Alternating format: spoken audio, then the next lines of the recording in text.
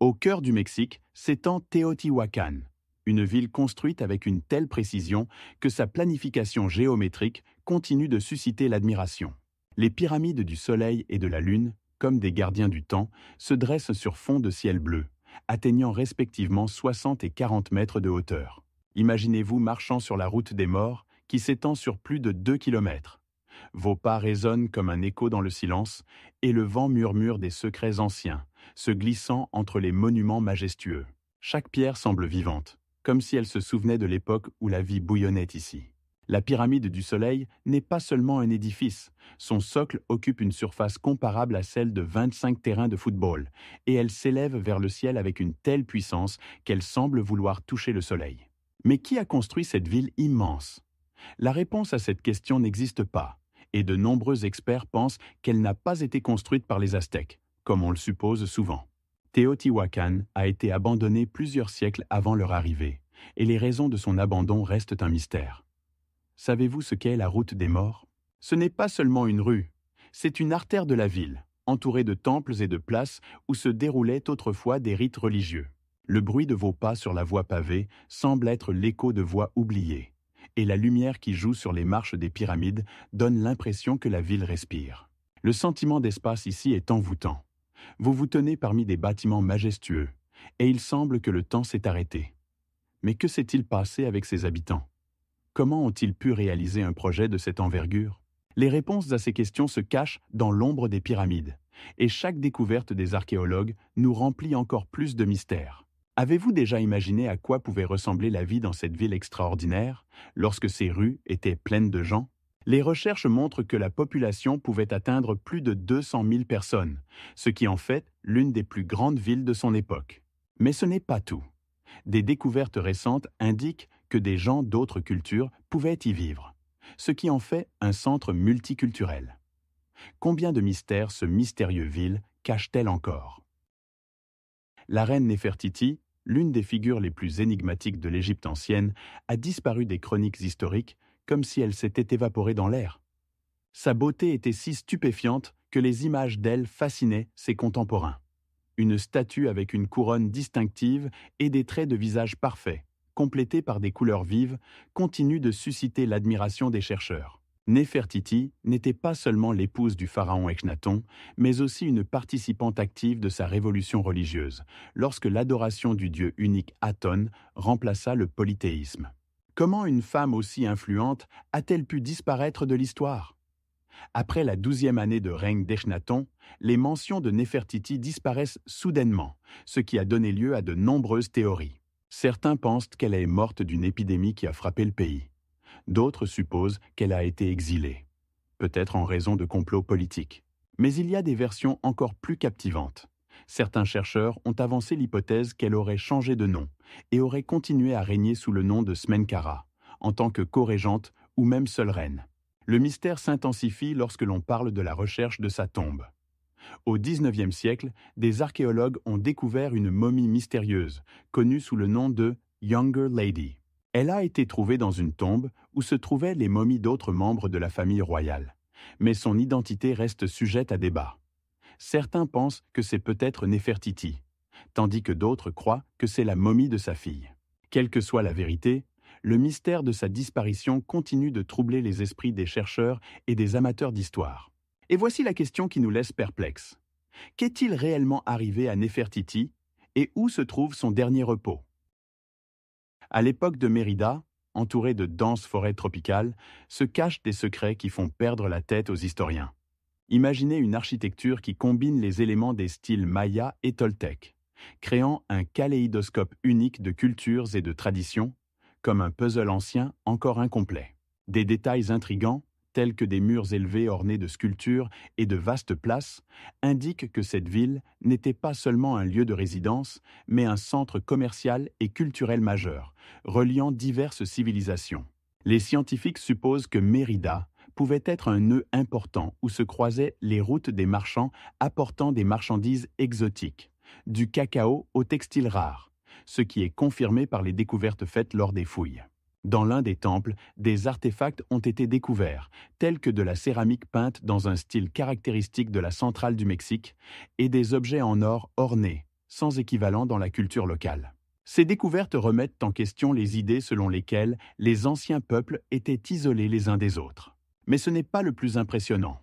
Dans les forêts, des fossiles de plantes ont été trouvés que les scientifiques pensent avoir été introduits d'autres régions, ce qui témoigne de l'ampleur du commerce et de l'interaction entre les cultures.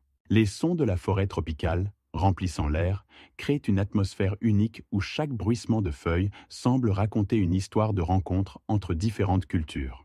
Les archéologues sont convaincus que chaque découverte ici est une clé pour résoudre les mystères anciens, et ils continuent de chercher des traces qui pourraient mener à de nouvelles découvertes.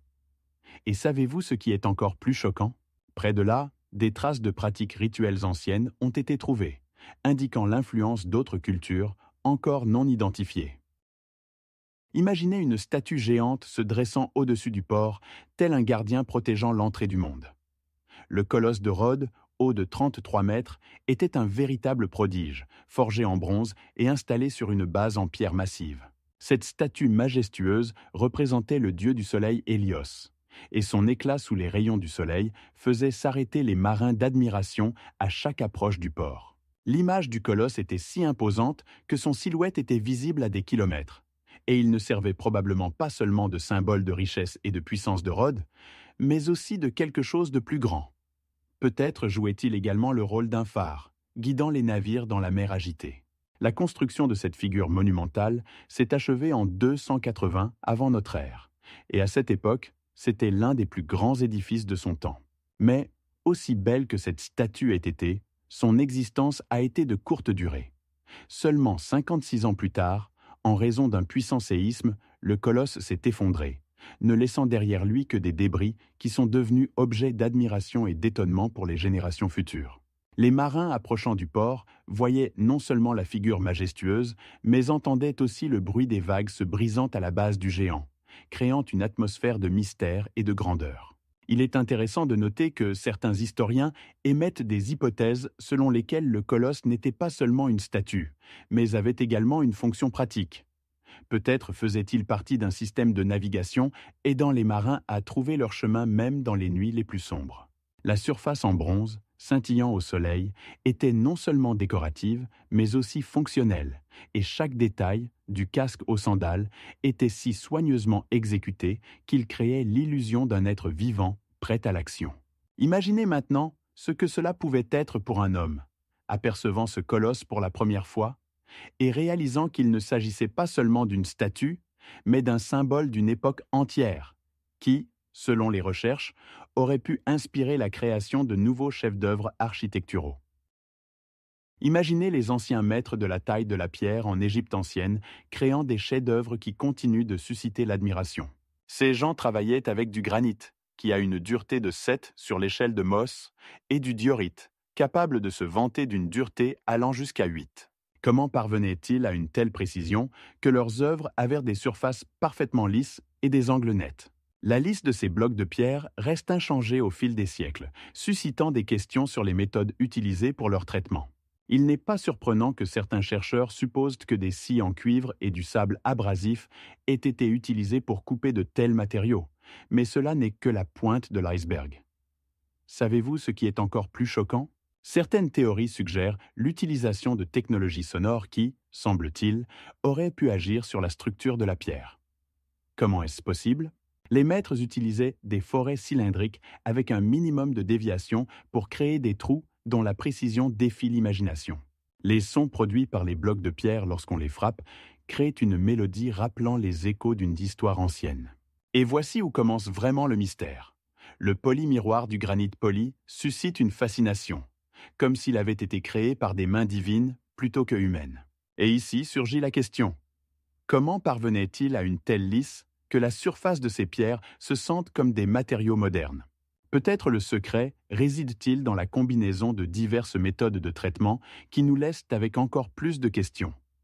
Chaque pierre, chaque détail, chaque surface conserve une énigme que nous commençons à peine à percer.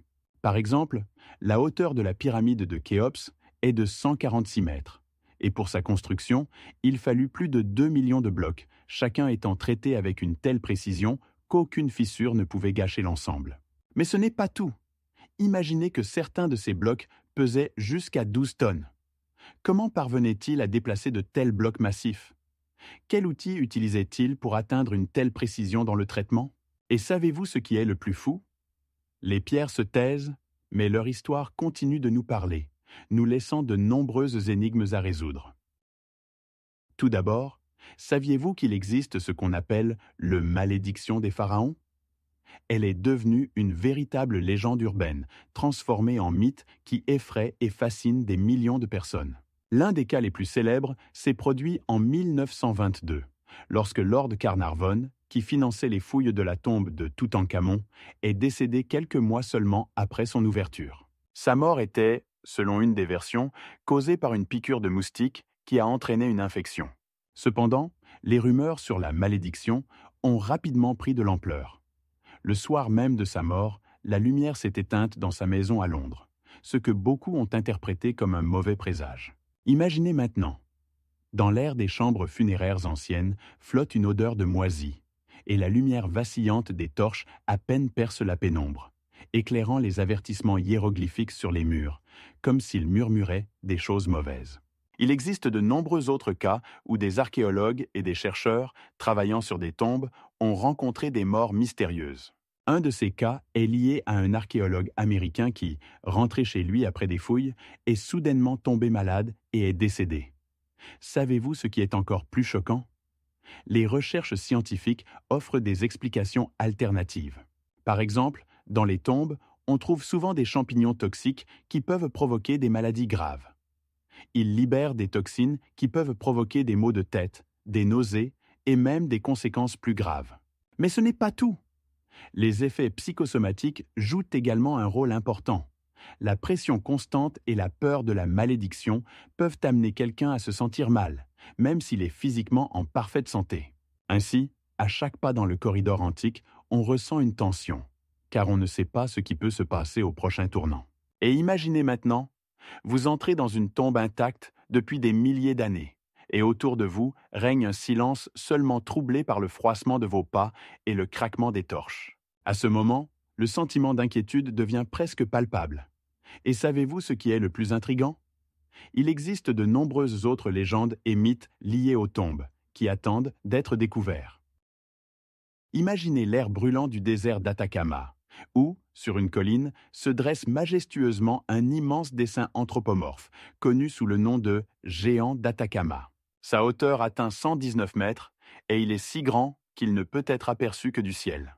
Les lignes sombres de la figure contrastent avec le fond clair du désert, créant un effet visuel impressionnant, comme un ancien message laissé pour ceux qui l'observent du ciel.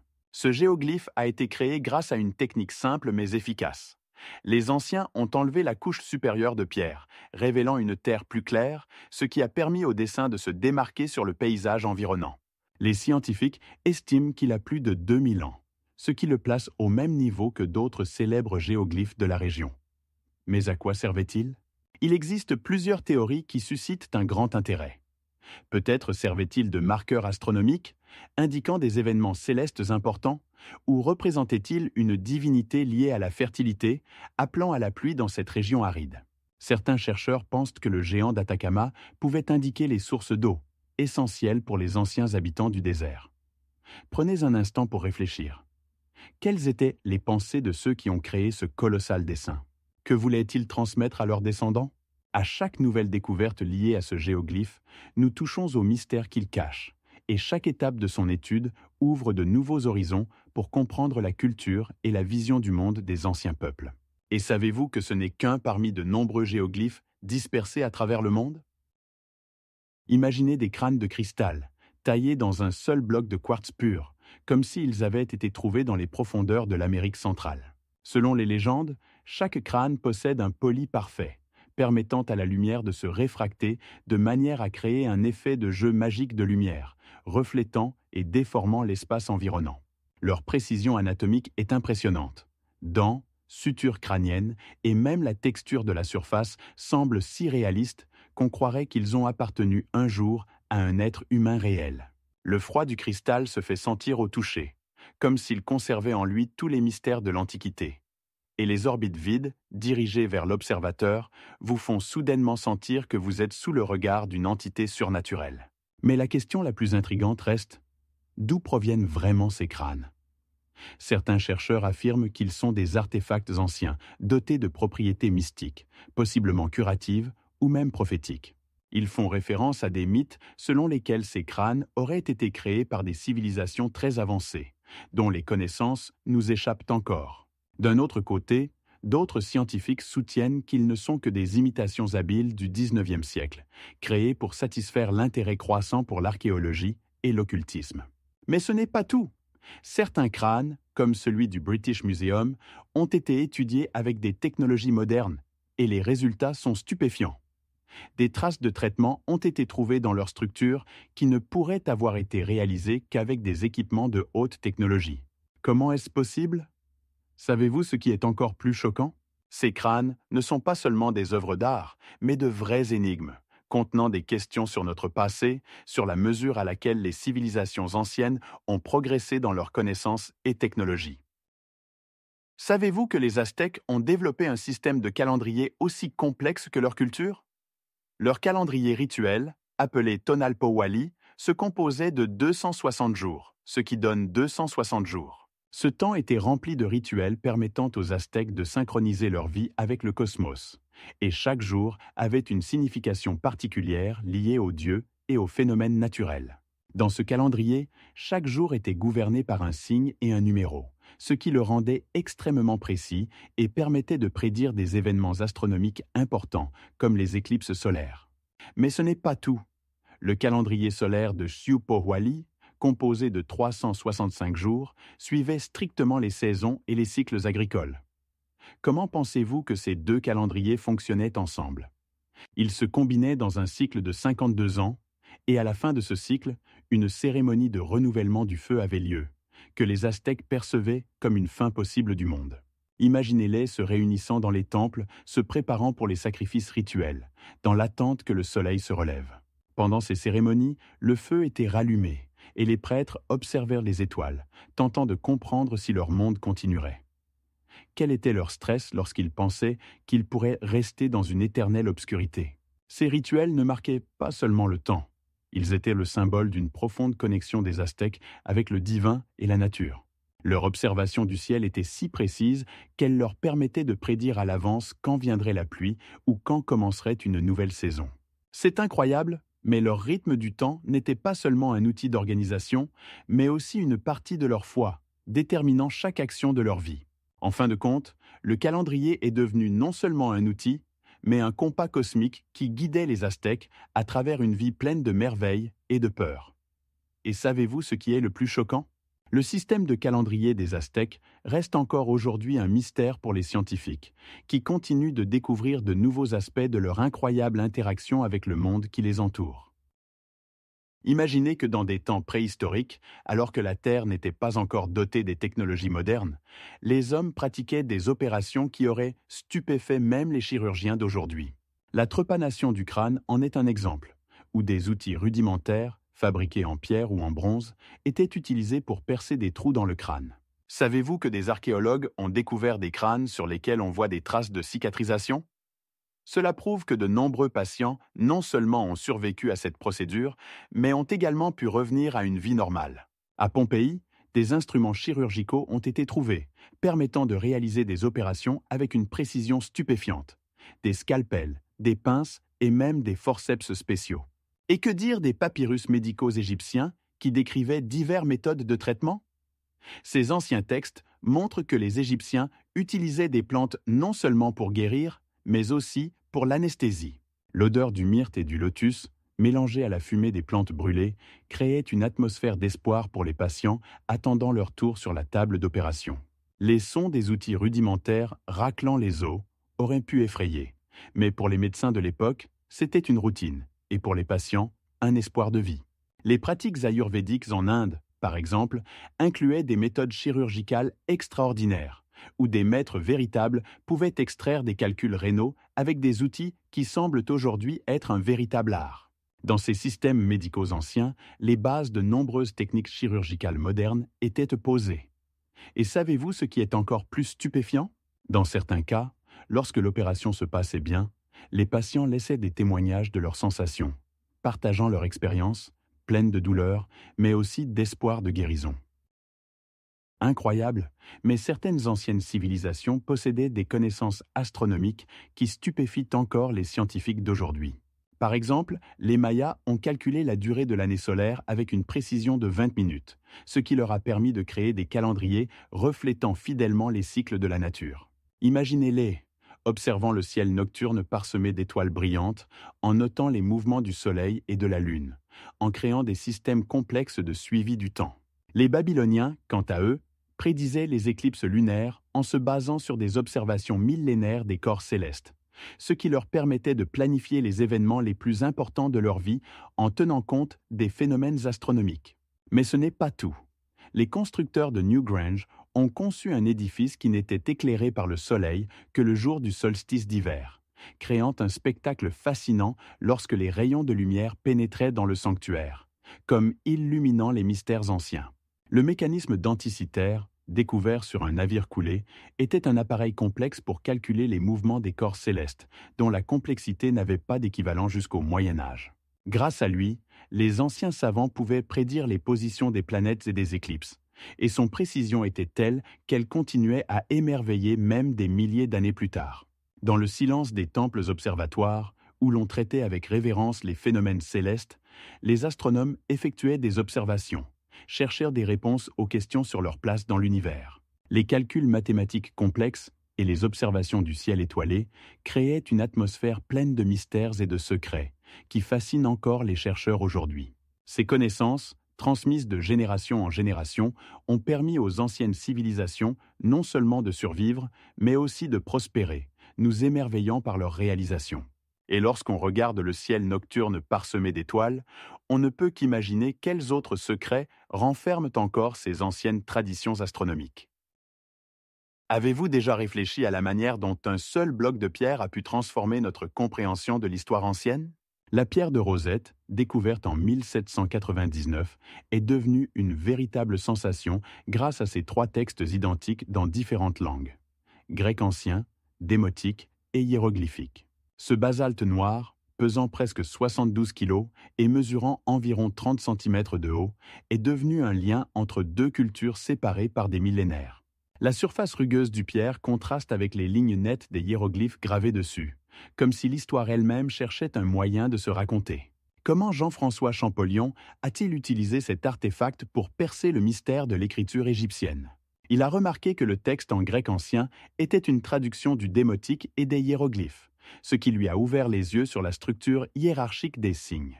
Le 18 septembre 1822, Champollion a présenté ses résultats, prouvant que les hiéroglyphes ne sont pas seulement des symboles, mais des phrases qui peuvent être lues et comprises. Grâce à ces recherches, le monde a appris que les hiéroglyphes peuvent représenter à la fois des sons et des idées, ce qui a radicalement changé l'approche de l'étude du langage égyptien ancien. Et savez-vous ce qui est le plus impressionnant? Sans la pierre de Rosette, nous n'aurions jamais connu le riche héritage de l'Égypte ancienne, sa religion, sa culture et sa vie quotidienne. Chaque hiéroglyphe gravé sur la pierre porte une histoire, et grâce à cette découverte, les archéologues ont pu déchiffrer des textes perdus depuis des millénaires. Cela signifie que nous avons accès à des enregistrements sur les pharaons, les dieux, et même des gens ordinaires qui vivaient à cette époque. Si ce n'était pas pour cette pierre, de nombreuses de ces mystères seraient restés à jamais cachés. Par exemple, les textes de la pierre de Rosette ont aidé à déchiffrer le Livre des morts, un recueil de textes égyptiens anciens servant de guide pour l'âme dans l'au-delà. Imaginez Champollion, assis devant cette pierre, sentant qu'il touche à quelque chose de grandiose. Chaque mouvement de sa plume sur le papier devenait un pas vers la résolution des mystères qui attendaient depuis des siècles. Il semblait résoudre un puzzle ancien, où chaque morceau d'information était soigneusement caché parmi les symboles. Et lorsque vous pensez que tous les mystères sont déjà résolus, rappelez-vous que cette pierre contient des mots qui pourraient changer notre compréhension d'une époque entière. Combien de enregistrements cachés attendent encore d'être déchiffrés? Quel secret est encore enfermé dans les profondeurs des civilisations anciennes? La légende raconte que les jardins suspendus de Sémiramis étaient un véritable miracle, impressionnants par leurs terrasses soutenues par de puissantes colonnes s'élevant jusqu'à 30 mètres de hauteur. Ces jardins, selon les chercheurs, n'étaient pas seulement un élément décoratif, mais un système complexe utilisant l'irrigation pour faire monter l'eau du fleuve Euphrate. Imaginez, l'eau coulant dans les canaux, ruisselant à travers les plantes vertes dont l'odeur emplissait l'air, créant un oasis au cœur de la Mésopotamie désertique. Mais ce qui est choquant, c'est que malgré leur renommée comme l'un des 7 merveilles du monde, les archéologues n'ont jamais trouvé de preuves indiscutables de leur existence. Cela suscite des débats intenses sur le fait qu'ils ont vraiment existé ou s'ils sont restés dans les légendes et les mythes. Comment de tels miracles ont-ils pu être créés dans un climat cruel où la température pouvait atteindre 40 degrés Celsius ? Certaines théories suggèrent que des systèmes spéciaux étaient utilisés pour maintenir la verdure dans les jardins, permettant de conserver l'humidité et de créer de la fraîcheur à l'ombre. Imaginez-vous, par une journée torride, déambulant dans ces terrasses et ressentant la fraîcheur sous les feuilles, alors qu'autour de vous s'étend un désert aride. La verdure contrastait avec les terres sèches, créant une atmosphère de véritable paradis. L'intérieur des jardins pouvait comporter de nombreux niveaux, où des plantes exotiques, peut-être venues d'autres pays, formaient des paysages pittoresques. Et ce qui est encore plus choquant, il existe même des hypothèses selon lesquelles ces jardins auraient été déplacés dans une autre ville, car de nombreux historiens ne sont pas sûrs qu'ils se trouvaient à Babylone. La question de l'emplacement exact de ces célèbres jardins reste ouverte et continue de susciter des mythes et des théories qui fascinent les chercheurs et les amateurs d'histoire. Saviez-vous que l'idée que la Terre est sphérique est apparue bien avant ce que nous pensons ? Par exemple, déjà au VIe siècle avant notre ère, les pythagoriciens supposaient que notre planète est ronde, en se basant sur des observations des étoiles et des calculs mathématiques. Aristote, au IVe siècle avant notre ère, non seulement soutenait cette hypothèse, mais fournissait également des preuves convaincantes. Il remarqua que lors d'un voyage vers le sud, les étoiles visibles au nord disparaissent progressivement, ce qui n'est pas possible si la Terre était plate. Imaginez les anciens sages, observant le ciel nocturne, essayant de percer les mystères de l'univers en observant la rotation des étoiles autour de l'étoile polaire. Tandis que certains croyaient en une Terre plate, d'autres, éclairés, comprenaient déjà sa véritable forme. Ératosthène, vivant au IIe siècle avant notre ère, fut l'un des premiers à mesurer la circonférence de la Terre avec une précision remarquable. Son calcul était d'environ 40 000 km, basé sur la différence des angles des rayons solaires dans deux villes situées sur un même méridien. Dans la plupart des civilisations anciennes, les gens éclairés savaient que la Terre était sphérique. Ils utilisaient leurs connaissances pour la navigation, en observant comment les navires disparaissent à l'horizon et comment l'ombre de la Terre pendant les éclipses lunaires a une forme ronde. Ces observations ont formé la base de recherches ultérieures, et leurs conclusions ont eu une influence immense sur les générations suivantes. Savez-vous ce qui est encore plus fascinant ? Dans les textes anciens, on trouve des descriptions de la manière dont les étoiles créent l'illusion d'un ciel tournant, ce qui confirmait également l'idée de la Terre ronde. Les mystères du palais de Knossos fascinent l'imagination. Imaginez une architecture qui pourrait servir de prototype à un bâtiment moderne à plusieurs niveaux. Des centaines de pièces, reliées par des couloirs tortueux, créent une atmosphère de mystère et de complot. Qui aurait pu penser que cet endroit est devenu le modèle du mythe du labyrinthe du Minotaure ? Les murs du palais sont ornés de fresques vives représentant des scènes de la vie quotidienne, de la chasse et des rites qui ajoutent encore à son mystère. Des colonnes majestueuses, atteignant 6 mètres de hauteur, ne soutiennent pas seulement les structures, mais créent également un jeu unique de lumière, filtrant à travers les puits lumineux où les rayons doux du soleil dansent sur les sols, comme un artiste laissant sa trace. Les systèmes d'ingénierie, qui ont même impressionné les scientifiques modernes, incluent des systèmes de drainage complexes et des réseaux d'eau qui fournissaient de l'eau au palais, permettant à ses habitants de profiter du confort dont beaucoup ne pouvaient que rêver. Mais ce n'est pas tout. La salle du trône, où siégeait le souverain, était entourée de fresques représentant des danses rituelles et des taureaux, symboles de force et de fertilité dans la culture minoenne, ce qui met en évidence l'importance du culte du taureau dans cette société. Les entrepôts contenaient des réserves de céréales et d'huile, Et le système de comptabilité, utilisant l'écriture linéaire A, permettait de gérer efficacement les ressources, ce qui était crucial pour la prospérité de l'État. L'odeur de la mer, pénétrant à travers les cours ouverts, se mêlait au bruit de la vie du palais. Rires d'enfants, conversations des serviteurs et échos de pas sur les sols de marbre qui résonnaient dans les couloirs. Chaque nouvelle découverte dans ce palais soulève un coin du voile du mystère. Mais savez-vous combien de pièces il y avait dans ce complexe géant? Selon les dernières données, il y en avait plus de 1000. Imaginez un désert où des lignes mystérieuses se cachent sous un soleil de plomb, visibles uniquement depuis le ciel. Les lignes de Nazca ne sont pas seulement des géoglyphes, mais de véritables œuvres d'art qui s'étendent sur de grandes distances, atteignant une longueur de 370 mètres. Ces gracieuses représentations d'animaux, de plantes et de formes géométriques ont été créées par des peuples anciens qui semblaient posséder des connaissances uniques en astronomie et en géométrie. Comment ont-ils pu tracer ces dessins avec une telle précision sur la surface de la Terre, tout en restant invisibles pour ceux qui se trouvaient au sol? C'est fascinant, mais ces lignes ont résisté au siècle grâce à un climat unique de la région.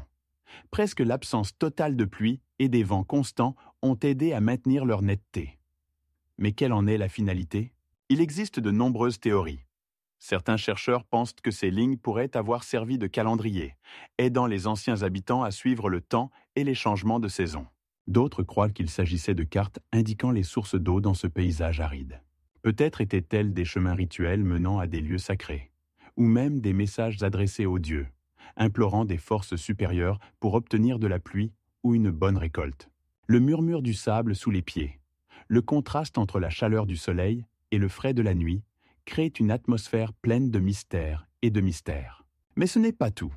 Certains chercheurs ont remarqué que les géoglyphes pourraient être liés aux constellations, ouvrant ainsi de nouvelles perspectives pour les interprétations. Savez-vous qu'il existe des images qui ne représentent pas seulement des animaux, mais aussi des cartes astronomiques complètes?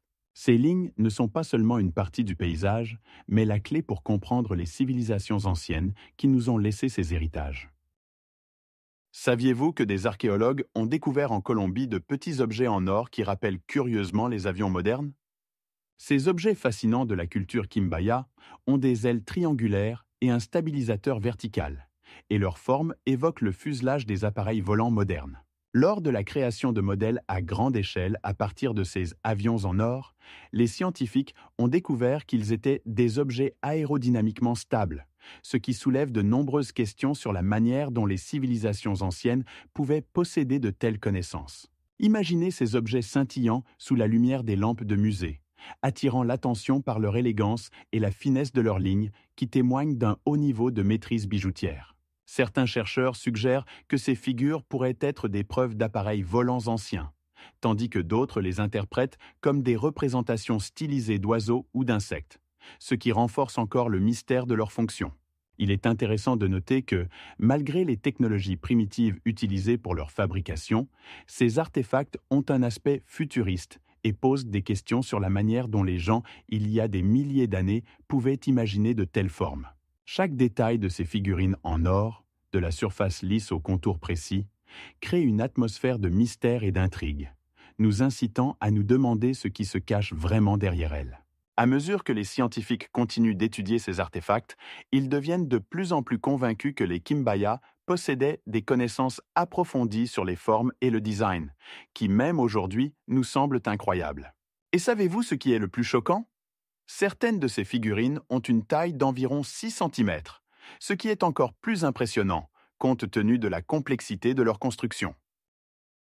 Vous vous êtes déjà demandé si des contacts avec des civilisations extraterrestres avaient eu lieu sur Terre?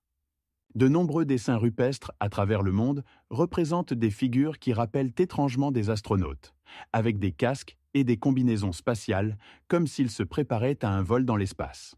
Mais cela ne représente qu'une partie de l'iceberg.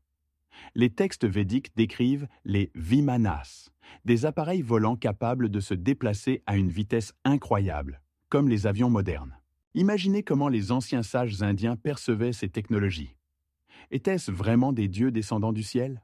Dans la culture maya, nous trouvons également des images énigmatiques de cosmonautes, qui semblent nous regarder depuis les profondeurs des âges, comme s'ils tentaient de nous transmettre un message important. Et que pensez-vous des fresques médiévales où sont représentées des soucoupes volantes? Ces peintures suscitent le choc et l'incompréhension. Ne s'agit-il pas de preuves de contact avec d'autres mondes? Les partisans de la théorie du paléocontact affirment que l'apparition soudaine de civilisations complexes et de technologies dans l'Antiquité peut être expliquée uniquement par l'intervention d'extraterrestres. Comment expliquer, par exemple, la construction des pyramides si même les technologies modernes ne peuvent reproduire certains de leurs aspects? La communauté scientifique, quant à elle, est sceptique face à de telles hypothèses, affirmant que tous les accomplissements de l'humanité peuvent être expliqués par l'évolution et les changements culturels internes. Mais peut-on ignorer le fait que de nombreuses cultures anciennes ont laissé des artefacts qui indiquent clairement quelque chose de plus grand? Comment les anciens pouvaient-ils percevoir une rencontre avec des êtres dotés de technologies surpassant les leurs? Cela devait susciter à la fois l'admiration et la peur de l'inconnu. Étaient-ce vraiment des réalités, et nous ne pouvons simplement pas les comprendre? Les recherches montrent que même dans les coins les plus reculés de la planète, les gens ont laissé des témoignages qui défient notre compréhension de l'histoire. Les découvertes scientifiques continuent de confirmer que le monde était plein de mystères, et peut-être certains d'entre eux sont liés à nos possibles voisins cosmiques. Les textes anciens et les images que nous trouvons peuvent cacher plus que nous ne le pensons, et cela soulève de nombreuses questions sur notre passé. Par exemple, dans quel monde ces êtres pourraient-ils vivre? Et comment ont-ils influencé le développement de la civilisation humaine? Dans les hauteurs de la Bolivie se trouvent les mystérieux portes du Soleil à Tiwanaku, un portail monumental qui impressionne par ses dimensions. Sa hauteur approche les 3 mètres, tandis que sa largeur atteint les 4 mètres. Ces imposantes portes sont taillées dans l'andésite, dont le poids est d'environ 10 tonnes, et chaque élément de cette œuvre d'art respire l'histoire. Le bas-relief central représente un puissant dieu avec des rayons, symbolisant la force solaire, et ces détails sont si délicats qu'on a l'impression qu'ils pourraient prendre vie d'un instant à l'autre. Mais ce qui est le plus intrigant, c'est la manière dont ces portes ont été précisément orientées. Elles indiquent le moment exact du lever du soleil au jour de l'équinoxe et du solstice, ce qui a conduit les scientifiques à penser à leur signification astronomique. Certains chercheurs croient même que ce monument servait de marqueur pour un calendrier solaire, aidant les anciens habitants à suivre le temps et les saisons. Les symboles environnants, gravés sur la surface, ajoutent encore plus de mystère. Parmi eux se trouvent des images d'animaux, de motifs géométriques et même des corps célestes, qui sont encore discutés et interprétés. Imaginez comment, dans l'air raréfié des hauteurs, le jeu de lumière et d'ombre sur les surfaces sculptées anciennes crée une atmosphère sacrée, où chaque pierre cache des secrets des époques révolues. Ces portes semblent vous appeler, vous invitant à réfléchir aux mystères qu'elles pourraient révéler si seulement elles pouvaient parler. Savez-vous que de nombreux de ces symboles pourraient être liés à des rituels dédiés au culte du soleil? Les légendes sur les continents engloutis continuent de fasciner les esprits humains, et quelque part dans cet océan infini, rempli de murmures des vagues marines, se cache une histoire qui pourrait changer notre perception des civilisations anciennes. Imaginez, le philosophe Platon, vivant il y a plus de 2000 ans, mentionne dans ses dialogues Timée et Critias un mystérieux état-îlot connu sous le nom d'Atlantide. Il décrivait cette civilisation comme puissante et avancée, qui a disparu sous les eaux, ne laissant derrière elle que des mythes. Mais où se trouvait donc l'Atlantide? Il existe de nombreuses versions, et chacune d'elles sonne de plus en plus intrigante. De nombreux chercheurs indiquent la mer Méditerranée, considérant que des îles mystérieuses comme Santorin pourraient cacher les restes de cette société utopique. Et si l'Atlantide se trouvait en réalité dans l'océan Atlantique, plus près des côtes des Amériques actuelles? Dans ce cas, comment expliquer la diversité des mythes à son sujet, apparus dans différentes parties du monde? Certains scientifiques suggèrent même que l'Atlantide pourrait se trouver dans la mer du Nord, où des recherches sous-marines ont révélé des traces de peuplements humains anciens. Mais ce n'est pas tout. Il existe des théories indiquant le bassin des Caraïbes, où des archéologues sous-marins trouvent des structures en pierre rappelant des ruines. De plus, il ne faut pas oublier l'hypothèse choquante selon laquelle les lieux qui appartenaient autrefois à l'Atlantide pourraient se trouver en Antarctique, sous une couche de glace cachant des secrets de millénaires. Chaque nouvelle découverte, chaque artefact trouvé suscite l'enthousiasme et pose de nouvelles questions. Comment tout cela est-il lié à Platon? Ces descriptions et détails, comme la taille de l'île, 3 fois plus grande que la Libye et l'Asie réunies, donnent du poids à ces recherches. Et ce qui est le plus extraordinaire, les recherches sur l'Atlantide ne s'arrêtent pas, malgré le temps écoulé. Scientifiques, archéologues et même amateurs d'histoire continuent d'explorer les profondeurs des océans, pleines de mystères et de secrets. Imaginez-vous debout sur la rive, sentant la brise saline, écoutant le murmure des vagues, et vous demandez « Peut-être que c'est là, sous la surface lisse, que repose une grande civilisation qui aurait pu changer le cours de l'histoire ?» Peut-être que c'est à vous de découvrir cette énigme cachée parmi les profondeurs marines. Dans les forêts tropicales du Costa Rica, des sphères de pierre mystérieuses sont dispersées, suscitant un intérêt fascinant auprès des archéologues et des historiens. Ces sphères varient en taille, allant de quelques centimètres à 2,5 mètres de diamètre, et leur poids peut atteindre 16 tonnes.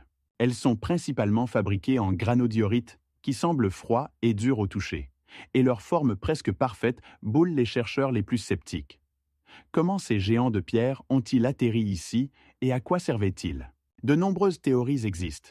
Certains pensent qu'ils servaient de marqueurs astronomiques.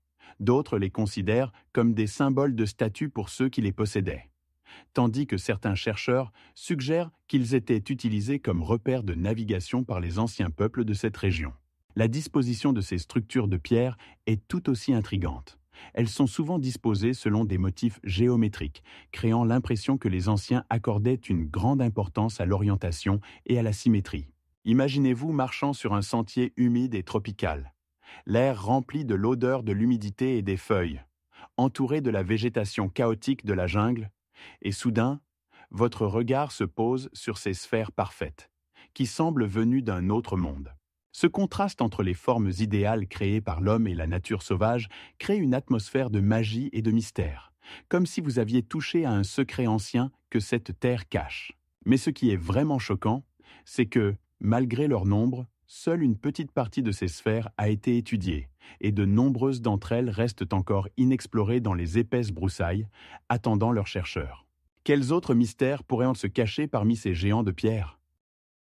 Imaginez un lieu où les anciens se rassemblaient dans le silence de l'aube, attendant le premier rayon de soleil qui illuminera leur monde. Le cercle de Gözek, situé en Allemagne, daté d'environ 4900 ans avant notre ère, est un observatoire néolithique composé de cercles concentriques de tertres, de poteaux en bois et de palissades. Ces constructions n'étaient pas seulement des réalisations architecturales, mais de véritables instruments d'observation des phénomènes célestes. Les passages, parfaitement alignés sur le lever et le coucher du soleil, offraient l'accès aux événements astronomiques les plus importants. Les jours de solstice, les gens se rassemblaient ici pour voir le disque solaire apparaître lentement entre les poteaux en bois, créant une sensation de connexion avec l'univers, transmise de génération en génération. Mais le cercle de Gözek n'est pas le seul édifice témoignant des profondes connaissances des anciens peuples. Stonehenge, en Angleterre, construit il y a environ 4500 ans, servait également d'observatoire où les lignes entre les pierres indiquaient les événements astronomiques importants. Newgrange en Irlande, construit il y a environ 5000 ans, offrait un spectacle incroyable. Le premier rayon de soleil pénétrait dans la tombe le jour du solstice d'hiver, illuminant ses murs intérieurs. Quant aux Mayas, vivant en Amérique centrale, ils avaient leurs propres observatoires astronomiques, comme El Castillo à Chichen Itza, où ils observaient chaque année le mouvement de Vénus. Savez-vous ce qui est encore plus impressionnant? Ces anciens édifices ne se contentaient pas d'indiquer les saisons. Ils étaient une partie intégrante des rituels et des cérémonies qui liaient les gens à leur environnement et aux cieux.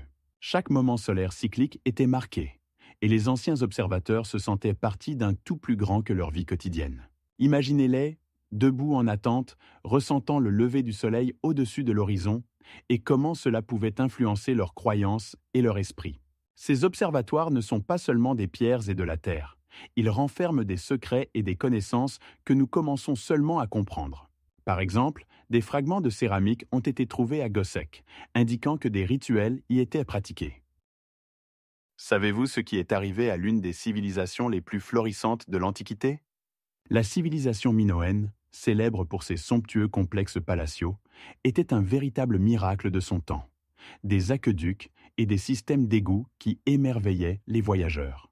des fresques colorées représentant des scènes marines et des danses rituelles, et un commerce maritime couvrant toute la Méditerranée. Mais soudain, tout cela a disparu, comme si cela avait été soufflé par le vent. Et c'est là que commence vraiment l'absurde. Autour de 1600 ans avant notre ère, sur l'île de Santorin, une éruption volcanique catastrophique a eu lieu, libérant une telle force que le grondement se faisait entendre à des centaines de kilomètres. Des vagues, semblables à des monstres géants, se sont abattues sur les côtes de Crète, détruisant des villes où la vie bouillonnait autrefois. La cendre occultait le soleil et respirer devenait impossible.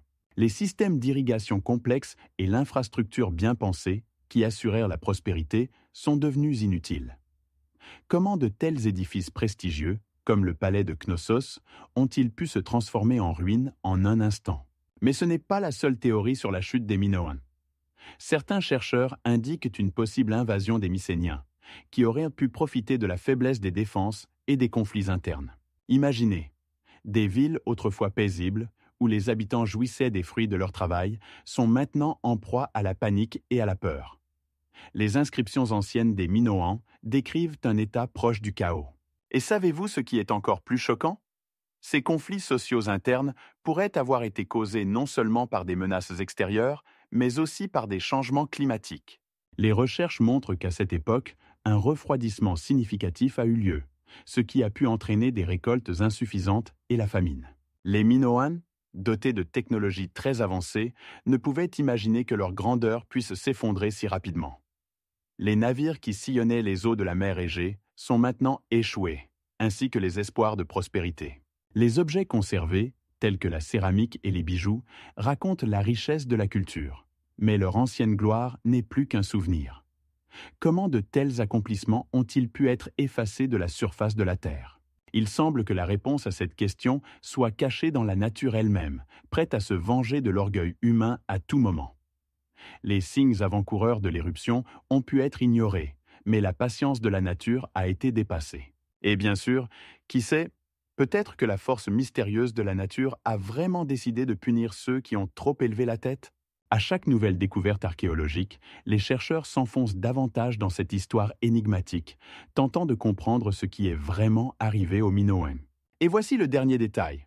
En conséquence de ce cataclysme, les calculs des scientifiques montrent que la population de Crète a diminué de 80%. En Mésopotamie, entre le Tigre et l'Euphrate, une civilisation a soudainement émergé, comme sortie de nulle part, avec des villes-États déjà développées, des systèmes d'irrigation et une écriture cunéiforme unique qui est devenue la base de l'écriture. Les Sumériens, comme ils se nommaient, se considéraient comme les têtes noires.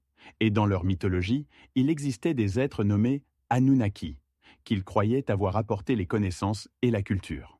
Pouvez-vous imaginer les sons des tablettes d'argile résonnant dans les roseaux, lorsque les scribes, utilisant des stylus, fixent leurs pensées et leurs connaissances? Ces tablettes sont devenues les gardiennes de l'histoire et de la science, et l'astronomie sumérienne impressionnait par ses réalisations. Ils connaissaient 5 planètes invisibles à l'œil nu, comme Mars et Jupiter, et pouvaient prédire les phénomènes cosmiques. La question se pose alors, comment ont-ils atteint de tels sommets en astronomie sans télescope? Les Sumériens utilisaient leurs connaissances sur les cycles de la Lune et du Soleil, ce qui leur permettait de créer des calendriers précis, liés aux cycles agricoles. Leurs villes, comme Ur et Uruk, étaient de véritables centres de commerce et de culture, avec des ziggurats majestueux s'élevant à des dizaines de mètres, comme cherchant à atteindre le ciel. Ces constructions ne servaient pas seulement de temples, mais symbolisaient aussi le lien entre le terrestre et le divin. Savez-vous que les Sumériens ont développé un système de numération basé sur la soixantaine? Il est encore utilisé aujourd'hui pour mesurer le temps et les angles, et c'est tout simplement incroyable. Leurs avancées en mathématiques et en géométrie leur ont permis de construire des systèmes d'irrigation complexes, permettant l'agriculture dans ce climat rude. Mais ce n'est pas tout. Leur mythologie était si riche qu'on peut y trouver des échos des représentations modernes de la création du monde.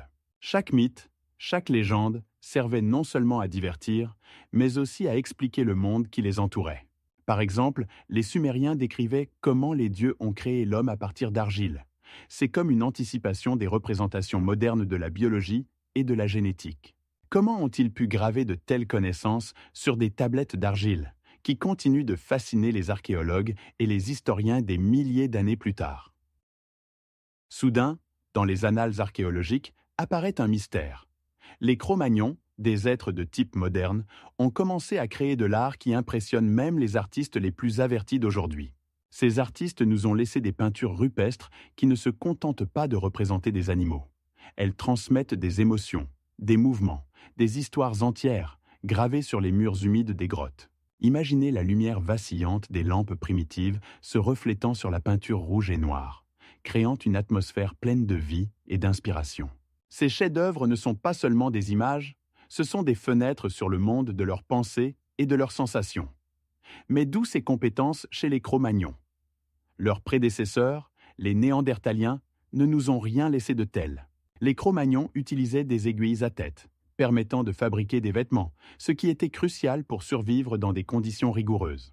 De plus, ils fabriquaient des harpons et des atlatls, des lance-pierres, qui leur permettaient de chasser des animaux de grande taille avec une efficacité remarquable. Ce ne sont pas seulement des technologies, c'est une culture qui se développait à partir de compétences qui semblaient surgir de nulle part. Et maintenant, imaginez ces grottes, entourées de ténèbres, où les Cro-Magnons créaient leurs chefs-d'œuvre, ressentant une connexion avec quelque chose de plus grand qu'eux-mêmes. Ces anciens artistes utilisaient des pigments d'ocre et de charbon, mélangés avec des graisses animales pour créer des teintes vives et durables. Certains dessins étaient soigneusement gravés dans la pierre, tandis que d'autres étaient réalisés par des peintures qui ont résisté au fil des siècles. Et savez-vous ce qui est le plus fascinant? Ces œuvres d'art ne reflètent pas seulement la réalité.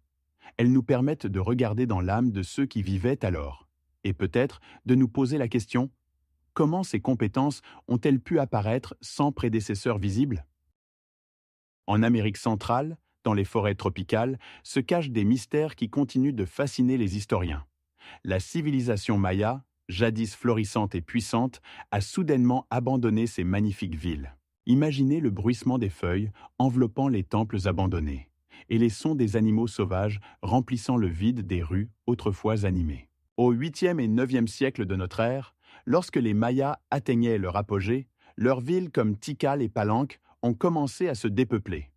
Comment cela a-t-il pu se produire? Les théories principales sur la disparition de cette grande civilisation continuent de susciter des débats passionnés parmi les scientifiques. Certains affirment que les changements climatiques abrupts, notamment les longues sécheresses, ont été un facteur critique.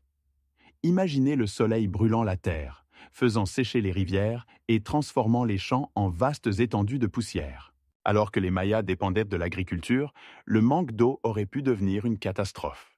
D'autres chercheurs mettent en avant l'épuisement des ressources.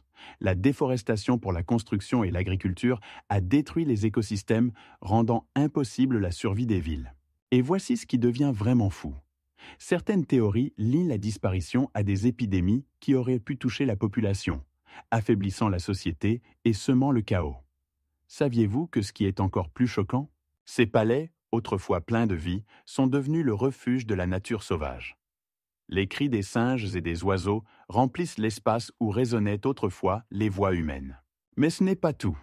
Les troubles sociaux et les guerres entre villes ont également joué un rôle dans cette tragique chute.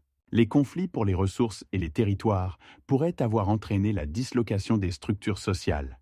Et soudain, toute cette splendeur n'était plus qu'un souvenir. Regardez les pyramides envahies par la végétation, où la nature a repris ses droits, et ressentez cette atmosphère de mystère qui enveloppe ces lieux. Ne découvrirons-nous jamais la vérité sur ce qui est arrivé aux Mayas? Les recherches scientifiques continuent, et chaque découverte, qu'il s'agisse de fragments de céramique ou de vestiges de constructions anciennes, nous rapproche de la solution de cette énigme. Imaginez-vous, sous le soleil brûlant du désert, au milieu des sons de frottement des pierres et de l'odeur de calcaire, des milliers d'ouvriers travaillent à la construction de l'un des plus mystérieux monuments de l'histoire, les pyramides. Ces constructions colossales, pesant jusqu'à 80 tonnes chacune, ont été édifiées avec une précision telle que les interstices entre les blocs de pierre ne dépassent pas 1 millimètre. Comment est-ce possible? L'orientation idéale des pyramides par rapport aux points cardinaux et leur précision mathématique laissent même les ingénieurs modernes perplexes. Ils n'étaient pas seulement des bâtisseurs, mais de véritables maîtres de leur art. Mais comment ont-ils pu déplacer de tels blocs massifs sur de grandes distances? Il existe de nombreuses théories. Certains chercheurs parlent d'un système de rampe inclinée, d'autres suggèrent l'utilisation de leviers, tandis que d'autres pensent que les pierres étaient déplacées par des chemins d'eau. Savez-vous ce qui est encore plus stupéfiant? Certains scientifiques avancent même l'hypothèse que les travailleurs pouvaient mouiller le sable pour réduire la friction, rendant ainsi le déplacement plus facile. Mais ce n'est pas tout. Chaque pyramide avait sa propre structure et leur construction nécessitait des efforts et des ressources considérables. Les travailleurs, transpirant sous le soleil brûlant, pouvaient voir les longues ombres des pyramides s'étendre au coucher du soleil, remplissant leur travail d'un désir de laisser une trace dans l'histoire. Et voici une question qui se pose. Combien de temps a-t-il fallu pour construire une pyramide? Selon les estimations les plus modestes, cela pourrait avoir pris des dizaines d'années. Mais même si c'était le cas, comment ont-ils pu gérer de telles échelles? Comment ont-ils organisé le travail de milliers de personnes pour créer de tels chefs-d'œuvre architecturaux? Les réponses à ces questions restent un mystère, car les technologies utilisées s'enracinent souvent dans les légendes et les mythes. Par exemple, certains spécialistes affirment que les pierres pouvaient être taillées avec du cuivre, tandis que d'autres parlent de l'utilisation d'outils plus modernes qui étaient impossibles à l'époque. Cette lutte contre le poids et les dimensions des blocs a vraiment pu devenir l'un des plus grands accomplissements de l'ingéniosité humaine. Et il semble que plus nous étudions ces constructions, plus de questions émergent. Savez-vous que dans certains blocs de pierre, des traces d'outils non identifiés ont été découvertes? Sur la carte de Piri Reis, créée en 1513, est représentée la côte de l'Antarctique, qui a été cachée sous une couverture de glace pendant des millénaires. Imaginez cela. L'amiral Piri Reis, navigateur et cartographe ottoman, affirmait utiliser des sources anciennes, y compris des cartes créées avant notre ère. Comment pouvait-il connaître des lieux restés inconnus pour la plupart de ses contemporains? Sur sa carte, on peut voir des détails qui, selon de nombreux chercheurs, ne pouvaient pas être connus à cette époque, comme les contours précis de la ligne côtière, qui correspondent exactement aux images satellites modernes. Mais ce n'est pas tout. D'autres cartes anciennes montrent également des territoires qui paraissent incroyables pour leur temps. Par exemple, une carte créée en 1530 en Italie présente des détails indiquant l'existence de terres inconnues, dont l'existence n'a toujours pas d'explication. Les chercheurs se demandent comment les anciens cartographes pouvaient représenter avec une telle précision un monde qu'ils ne pouvaient pas voir. Les recherches modernes montrent que certaines de ces cartes étaient basées sur des sources perdues au fil des siècles, et leur précision suscite des débats parmi les scientifiques. Imaginez maintenant. Sur la carte de Piri Reis sont représentées même des chaînes de montagnes découvertes seulement au XXe siècle. Comment est-ce possible? Dans certains cas, les scientifiques découvrent que ces cartes utilisaient des méthodes de projection qui paraissent incroyables pour leur époque, ce qui signifie qu'il est possible qu'il ait existé des civilisations plus avancées dont nous ne savons rien. Une des théories suggère que les anciens navigateurs pouvaient avoir accès à des instruments astronomiques plus précis qu'on ne le pensait. Ces cartes continuent de fasciner les chercheurs, car elles pourraient contenir des clés pour résoudre des mystères que l'humanité cherche depuis des siècles. Imaginez maintenant que certaines de ces cartes ont été créées sur la base de connaissances perdues à la suite de catastrophes qui ont effacé des civilisations entières de la surface de la Terre. Quelles étaient ces civilisations? Et savez-vous ce qui est le plus choquant? Certaines de ces cartes pourraient indiquer l'existence de terres perdues qui attendent encore d'être découvertes. Les profondeurs sous-marines au large des Bahamas recèlent un mystère fascinant. Des blocs rectangulaires disposés avec une symétrie parfaite forment une structure rappelant une route. Ces formations de pierre, connues sous le nom de route de Bimini, attirent l'attention des scientifiques et des amateurs d'aventure qui cherchent à résoudre cette énigme. Ce qui est le plus intriguant, c'est que les dimensions des blocs peuvent atteindre plus de 2 mètres de long, et leur disposition précise soulève des questions. Ces pierres pourraient-elles être le résultat d'une activité humaine ou simplement une œuvre de la nature? Certains chercheurs pensent qu'il s'agit des vestiges d'une ancienne civilisation, peut-être d'Atlantide, mentionnée dans les légendes. D'autres soutiennent que de telles formations pourraient être le résultat de processus géologiques naturels, tels que l'érosion et la formation de sédiments. Saviez-vous que la prédiction d'Edgar Cayce, célèbre médium, ajoute encore plus de mystère à cette histoire? Il a prédit que les vestiges d'Atlantide seraient découverts dans cette région. Et dans ses visions, Il a dit que les pierres sous-marines ouvriraient l'accès à la sagesse oubliée des anciens. Imaginez, les rayons du soleil traversent les eaux transparentes, jouant sur la surface, tandis que les algues ondulantes enveloppent délicatement ces blocs de pierre, donnant l'impression qu'ils gardent en eux des secrets millénaires. Les chercheurs qui plongent dans ces eaux ressentent l'haleine de l'histoire lorsqu'ils croisent ces formations énigmatiques. Mais ce n'est pas tout. Certains scientifiques ont découvert que des champs magnétiques inhabituels entourent les routes de Bimini, ce qui pourrait indiquer la présence de structures sous-marines cachées, encore non révélées à l'humanité. Que pensez-vous que pourrait se cacher sous les eaux, attendant son heure pour être découvert? Dans les grottes de Ligurie, au nord-ouest de l'Italie, ont été découverts des dessins mystérieux sur les parois, qui posent plus de questions qu'ils ne donnent de réponses. Ces images, âgées de plus de 30 000 ans, représentent des figures étranges, rappelant des appareils sous-marins modernes. La lumière tamisée des grottes crée une atmosphère de mystère où chaque image semble vivante, et le froid des murs de pierre fait frissonner l'âme. Certains chercheurs affirment que ces dessins pourraient être des témoignages de technologies anciennes utilisées par les hommes de l'époque. Imaginez des chasseurs de mammouths dessinant des bateaux capables de plonger sous l'eau pour pêcher ou explorer les mondes sous-marins. D'autres scientifiques proposent des explications plus terre-à-terre. Selon eux, il s'agirait de représentations stylisées de bateaux ordinaires ou même d'animaux marins comme les dauphins. Mais le fait est que même ces interprétations incitent à la réflexion. Les anciens hommes pouvaient-ils posséder des compétences que nous considérons modernes? Ces figures énigmatiques, sorties d'un roman de science-fiction, suscitent une tempête d'émotions et stimulent l'imagination. Il est intéressant de noter que certains chercheurs établissent un lien entre ces images et les changements climatiques et de niveau d'eau à l'époque où ces grottes ont été créées. Ces facteurs pourraient avoir influencé le mode de vie et la pensée des anciens, et c'est ainsi qu'ils auraient pu fixer leur représentation du monde sous-marin. Mais ce qui est stupéfiant, c'est que la plupart de ces dessins découverts restent sans explication précise, et chaque nouvelle découverte ajoute encore plus de questions à ce kaléidoscope de mystères. Comment se fait-il que des hommes préhistoriques aient pu concevoir des concepts aussi complexes? Les questions sur ce que ces grottes cachent restent ouvertes. Chaque détail, chaque trait sur les murs des grottes nous révèle une nouvelle facette du monde ancien, qui reste encore en grande partie incompris. Si vous vous demandez à quoi ressemblaient ces appareils sous-marins, imaginez leurs silhouettes baignées dans une lumière mystérieuse, scintillant sur les murs, comme s'ils étaient prêts à prendre vie sous vos yeux. Imaginez qu'il y a environ 250 ans avant notre ère, dans les profondeurs d'un monde ancien, un artefact mystérieux a été créé qui suscite encore aujourd'hui des questions chez les scientifiques. La batterie de Bagdad. Ce récipient en terre cuite, d'une hauteur d'environ 20 cm, contient un cylindre en cuivre à l'intérieur duquel se trouve une tige en fer.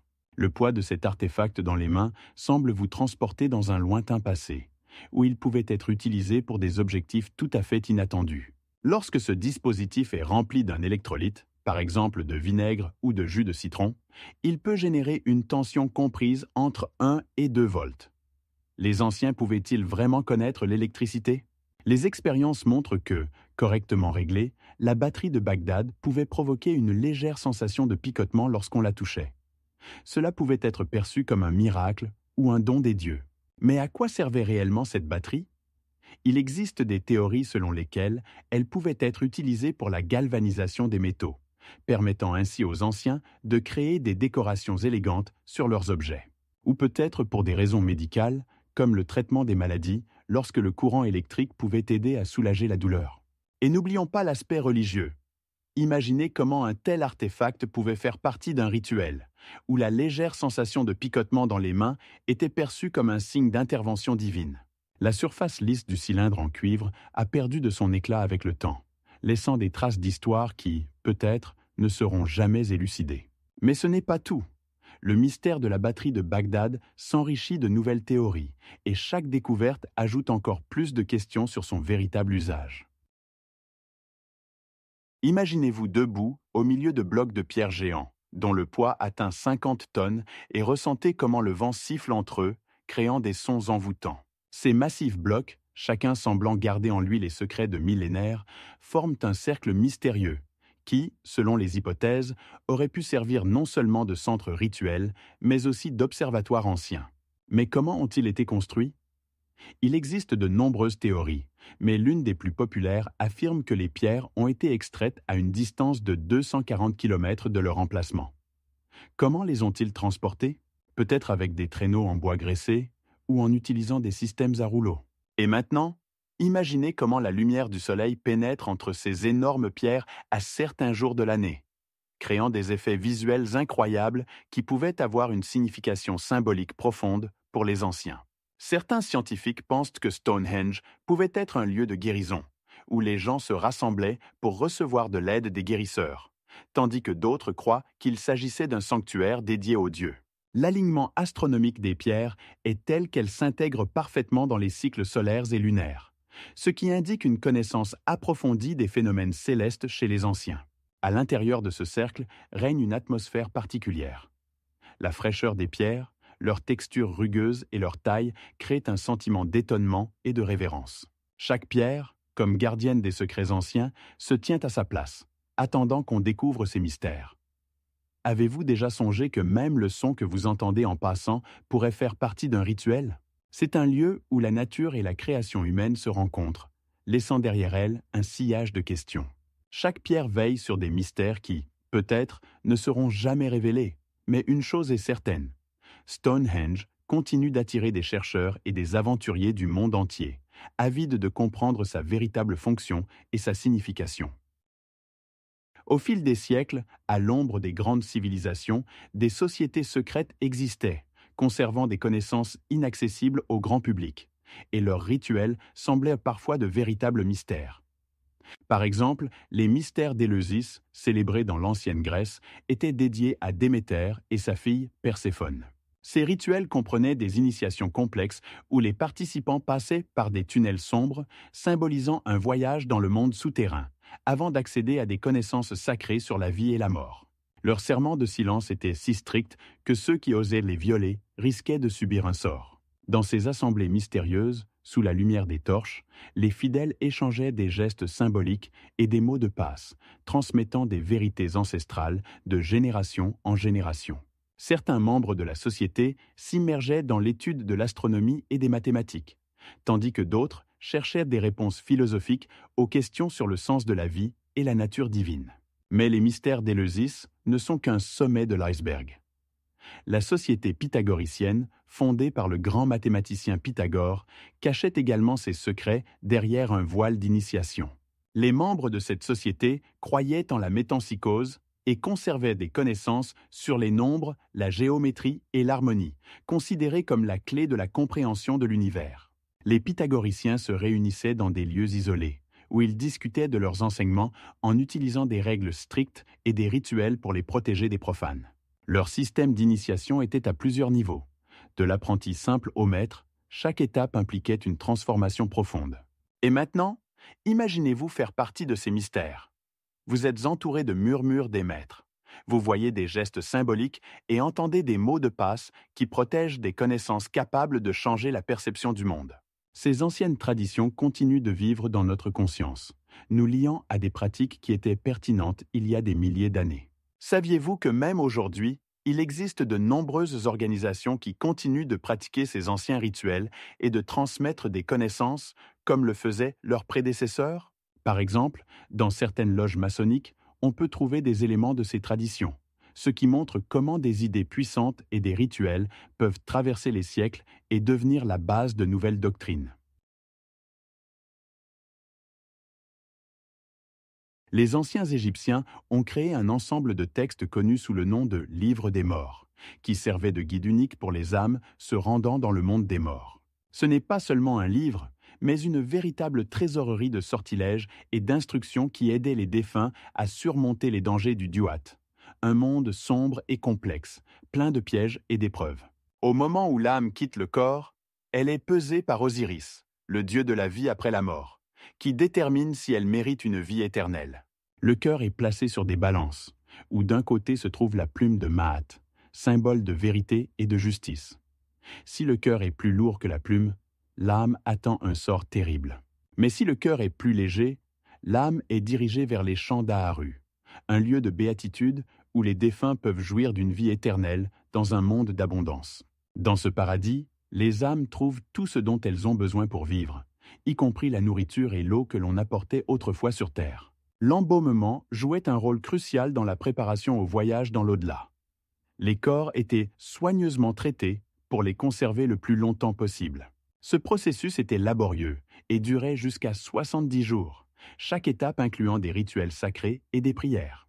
Pour les anciens Égyptiens, le corps était la maison de l'âme, et sa conservation était essentielle pour assurer la continuation de l'existence après la mort. Avec la momie, dans les tombes, on plaçait de nombreux objets, de la nourriture et des boissons aux bijoux et aux amulettes magiques destinées à aider l'âme dans son voyage.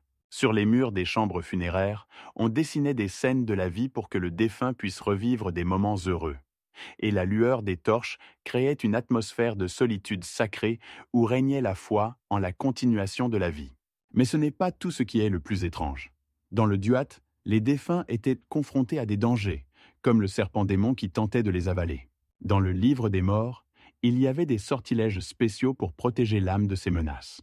Le lieu où se rendirent les âmes était plein d'épreuves et de mystères, et chaque énigme nécessitait de la connaissance et de la sagesse pour être résolue. De plus, les anciens Égyptiens croyaient que la vie ne s'arrêtait pas avec la mort physique, mais se transformait en une nouvelle forme. Cette compréhension rendait leurs rites funéraires non seulement solennels, mais aussi imprégnés d'une profonde espérance en une vie éternelle. Il est intéressant de noter que, même dans les tombes, on trouvait des listes des objets nécessaires, où étaient énumérés les objets que l'âme devait avoir dans le monde des morts. Par exemple, dans une des tombes, on a trouvé des indications selon lesquelles l'âme aurait besoin de 25 vases d'huile pour ne pas manquer de confort. Dans la Mahabharata, des épisodes sont décrits qui excitent l'imagination et incitent à réfléchir sur les technologies qui auraient pu exister par le passé. Par exemple, le texte mentionne un arme resplendissante qui produit une lumière plus brillante que 1000 soleils. Imaginez ce que cela pourrait ressentir. Une lumière aveuglante couvrant tout, et en même temps, une force destructrice empoisonnant la nourriture et arrachant les cheveux et les ongles des survivants. C'est comme si des lignes écrites dans l'Antiquité décrivaient les conséquences d'une explosion nucléaire. Mais ce n'est pas tout. Dans les textes védiques, on trouve des mentions de vimanas, des appareils volants qui pourraient facilement rivaliser avec les avions modernes. Ces machines, selon la description, pouvaient se déplacer à une vitesse supérieure au son et même voler à des altitudes inaccessibles pour les humains ordinaires. Visualisez ces scènes, des constructions géantes sifflant dans l'air, semblables à des vaisseaux spatiaux modernes, laissant une traînée de lumière derrière elles. Dans les textes chinois, on trouve des mentions de miroirs capables de transmettre des images à distance. Il est difficile de ne pas ressentir un respect révérentiel en lisant sur des technologies qui semblent avoir été créées dans les laboratoires du XXIe siècle. Comment un langage si archaïque peut-il décrire des idées si modernes? Ces textes anciens, pleins de mystères et de mystères, suscitent le désir de rechercher ce qui se cache vraiment derrière leurs mots. Il est intéressant de noter que certains passages décrivent non seulement les effets physiques, mais aussi les conséquences pour la nature. Les plantes mouraient, et l'air devenait toxique. C'est comme un avertissement sur le fait que même les technologies les plus impressionnantes peuvent porter en elles une catastrophe. Derrière chaque ligne se cache une question. Comment les anciennes civilisations pouvaient-elles posséder de tels savoirs? Et ce qui est encore plus choquant, avons-nous la possibilité d'en apprendre davantage sur ce qui pourrait être oublié ou déformé par le temps?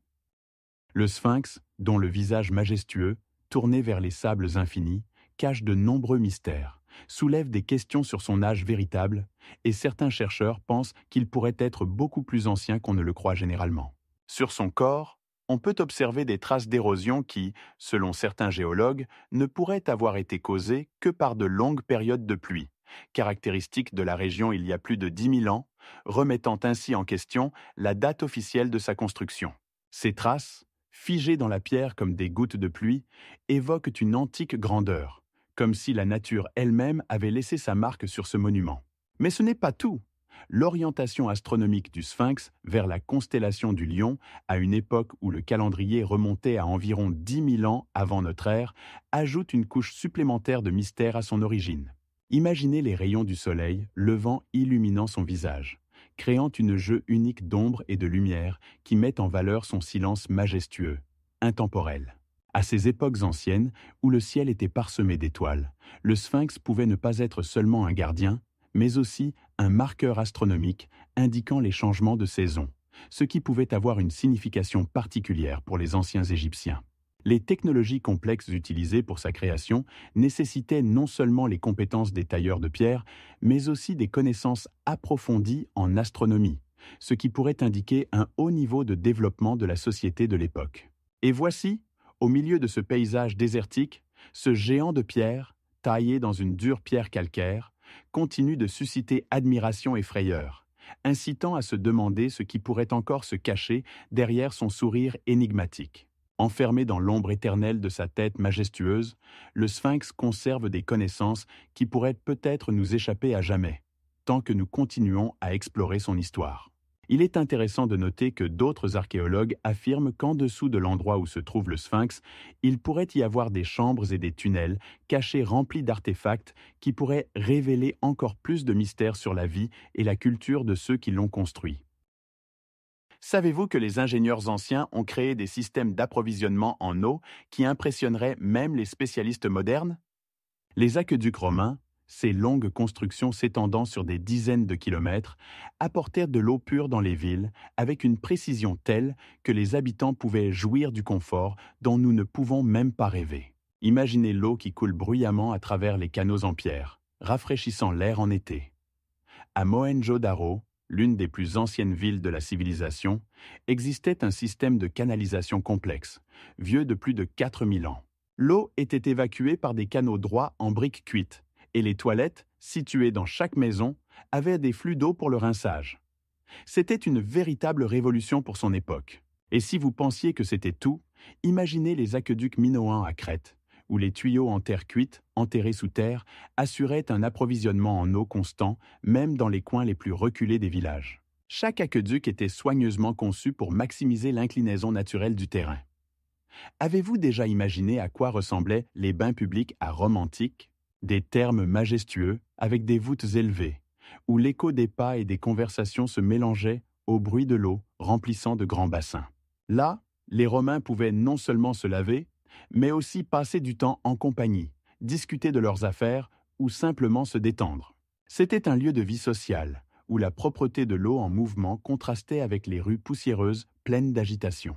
Chaque élément de ces systèmes était soigneusement conçu. Des trous de drainage aux réservoirs spéciaux où l'eau refroidissait avant d'être envoyée au bain. Savez-vous ce qui est le plus impressionnant? Dans certaines parties de Rome, les aqueducs montaient jusqu'à 30 mètres de haut pour franchir les collines et apporter de l'eau dans les quartiers les plus éloignés. Cet exploit d'ingénierie est à la base de nombreux systèmes d'approvisionnement en eau moderne. Les Romains utilisaient différentes technologies pour garantir que leur ville recevait de l'eau propre, et les ingénieurs développaient des méthodes qui sont ensuite devenues la base pour les villes du monde entier. C'est incroyable, mais même après des milliers d'années, de nombreux systèmes continuent de fonctionner comme s'ils avaient été construits hier. Le mystérieux gardien du temps, le grand sphinx de Gizeh, semble être un témoin silencieux des millénaires, regardant majestueusement le monde. Sa longueur atteint 63 mètres, sa hauteur 20 mètres, et il est taillé dans un bloc de calcaire monolithique, ce qui en fait l'un des plus grands et impressionnants monuments de pierre de la planète. Sa création est estimée à la 25e dynastie, mais la date exacte de son apparition reste sujette à débat. Certains chercheurs pensent qu'il a été créé comme gardien du cimetière, protégeant le repos des pharaons, tandis que d'autres affirment qu'il représente un dieu solaire, symbolisant la force et la puissance. Ce qui est vraiment intriguant, c'est que certaines théories suggèrent que le sphinx servait de marqueur astronomique, dirigé vers des étoiles et des phénomènes célestes clés. Savez-vous que sous ses puissantes pattes peuvent se cacher des chambres secrètes et des passages? La légende du songe de Thoutmôsis raconte comment un pharaon, se trouvant devant le sphinx, a reçu une révélation qui a pu influencer toute sa vie et son règne. Imaginez un rocher fissuré, sur lequel le temps a laissé ses traces. À différentes heures de la journée, le jeu de lumière et d'ombre crée sur son visage des motifs incroyables, comme s'il respirait l'antiquité et la sagesse. Cette sensation vaut la peine de s'arrêter et de réfléchir. Qu'a-t-il vu au fil des siècles? Quel savoir est-il gardé dans ses yeux de pierre? Et lorsque le soleil se couche et que son ombre commence à couvrir le désert, il devient clair que le sphinx n'est pas seulement un monument, mais un mystère qui attire les chercheurs d'aventure et les chercheurs. Les scientifiques continuent de débattre de sa véritable fonction et de son importance, et chaque nouvelle découverte ajoute des mystères à son histoire. Peut-être que sous terre se cachent des passages secrets qui pourraient ouvrir de nouveaux horizons pour les archéologues. Que pensez-vous? Quels autres secrets pourraient être cachés sous ses pattes et quand seront-ils révélés? En Mésopotamie, les ziggourats se dressaient comme de gigantesques échelles menant vers le ciel. Atteignant des hauteurs de 90 mètres, ce n'étaient pas seulement des constructions architecturales, mais de véritables symboles de la connexion entre le terrestre et le divin. La forme étagée de ces monuments créait l'impression qu'ils tendaient vers le ciel, et leurs briques cuites, recouvertes de tuiles vernissées, reflétaient les rayons lumineux du soleil, leur conférant une beauté particulière face au ciel crépusculaire. Imaginez-vous en haut de la plateforme, contemplant une vue panoramique de la ville où les maisons semblent miniatures, et les longues ombres du ziggurat s'étirant sur le sol, créant une atmosphère de mystère et de grandeur. Mais quelle était la véritable fonction de ces constructions extraordinaires? Les théories abondent. Certains chercheurs pensent qu'ils servaient de temple pour le culte des dieux, tandis que d'autres suggèrent qu'ils étaient des observatoires astronomiques, d'où les prêtres pouvaient observer les phénomènes célestes. Il y a aussi une version selon laquelle ils étaient utilisés comme refuge en cas de inondation, car leur position en hauteur permettait de se protéger des eaux tumultueuses des rivières qui sortaient souvent de leur lit. Il existe même des théories selon lesquelles les ziggourats étaient des symboles de la montagne mondiale, représentant le centre de l'univers et servant de lieu pour la connexion avec le divin. Monter les marches monumentales du ziggurat donne l'impression de s'approcher du ciel, et chaque pas est rempli d'attente de la découverte. Lorsque les prêtres montaient sur la plateforme supérieure, ils ne se contentaient pas de se trouver au-dessus des autres. Ils semblaient se rapprocher des dieux, ressentant leur bénédiction. Ces édifices majestueux étaient non seulement des réalisations architecturales, mais aussi des reflets de la complexe vision du monde des anciens Mésopotamiens. Et savez-vous ce qui est le plus intrigant? De nombreux ziggourats restent encore cachés sous des couches de sable et de terre, attendant leur heure pour révéler à nouveau leurs secrets. Tandis que les villes majestueuses de Harappa et Mohenjo-Daro étaient autrefois des centres de prospérité rêvés par les archéologues, leur disparition reste l'une des énigmes les plus fascinantes. Imaginez, des rues pavées de briques formant un réseau bien ordonné, où chaque maison avait accès à un système complexe d'égouts, permettant aux habitants de jouir de la propreté et du confort. La grande bain publique de Mohenjo-Daro, longue de 30 mètres et large de 12, ne servait pas seulement de lieu pour les ablutions rituelles, mais aussi de centre de la vie sociale, où les gens se rencontraient et échangèrent les nouvelles.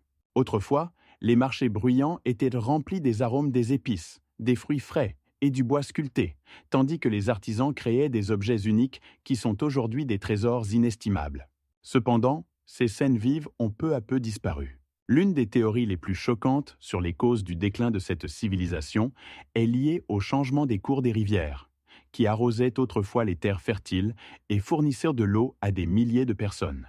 Pendant les périodes arides, lorsque le climat devenait de plus en plus instable, l'agriculture souffrait, ce qui, à son tour, créait des tensions dans la société. Savez-vous ce qui est encore plus fascinant? Avec l'arrivée des tribus aryennes qui envahissaient ces terres depuis le nord, la situation ne faisait qu'empirer. L'introduction de nouveaux éléments culturels a pu contribuer aux conflits, qui ont encore plus ébranlé la stabilité. Les épidémies ont probablement joué un rôle également. Comment ces villes pouvaient-elles survivre là où les maladies pouvaient se propager rapidement parmi les rues densément peuplées? Et c'est là que commence le moment le plus intéressant. Malgré tous les ravages, des monuments comme la citadelle de Mohenjo-Daro ont gardé leur secret. La hauteur de ces murs atteint presque 9 mètres, et les solutions architecturales complexes utilisées dans la construction continuent de susciter l'admiration des architectes modernes. Comment une telle culture hautement développée, dotée de plans urbains avancés et de systèmes de gestion, a-t-elle pu disparaître? Chaque artefact découvert, qu'il s'agisse d'un sceau avec une image d'animal mystique ou des restes de céramique, raconte une histoire. Mais les causes réelles de la disparition restent enveloppées de mystères. Si vous pensez que c'est tout, préparez-vous à être choqué. De nouvelles recherches montrent que le niveau des rivières pouvait changer non seulement en raison du climat, mais aussi sous l'influence de l'activité humaine. Sur l'île isolée de Pâques se dressent des statues moai fascinantes, atteignant une hauteur de 10 mètres et pesant jusqu'à 80 tonnes. Ces géants de pierre monumentaux, sculptés dans du tuf volcanique, présentent des traits caractéristiques, des nez larges, des mentons prononcés et des orbites profondes qui regardent l'océan infini. Imaginez le bruit des vagues océaniques se brisant sur la plage derrière eux, créant une atmosphère de mystère et d'isolement. Le vent caresse les visages sévères des statues, comme si elles gardaient les secrets séculaires de leur peuple. Mais l'une des plus grandes énigmes concerne la manière dont ces géants de pierre ont été déplacés des carrières jusqu'à la côte. Il existe diverses théories. Certains affirment que les habitants de l'île utilisaient des troncs d'arbres comme rouleaux, tandis que d'autres avancent l'hypothèse que les statues marchaient grâce à un balancement comme de grandes poupées. Cette version repose sur les récits des habitants locaux et certaines recherches qui montrent que les statues pouvaient être inclinées en avant et déplacées grâce à la force de gravité.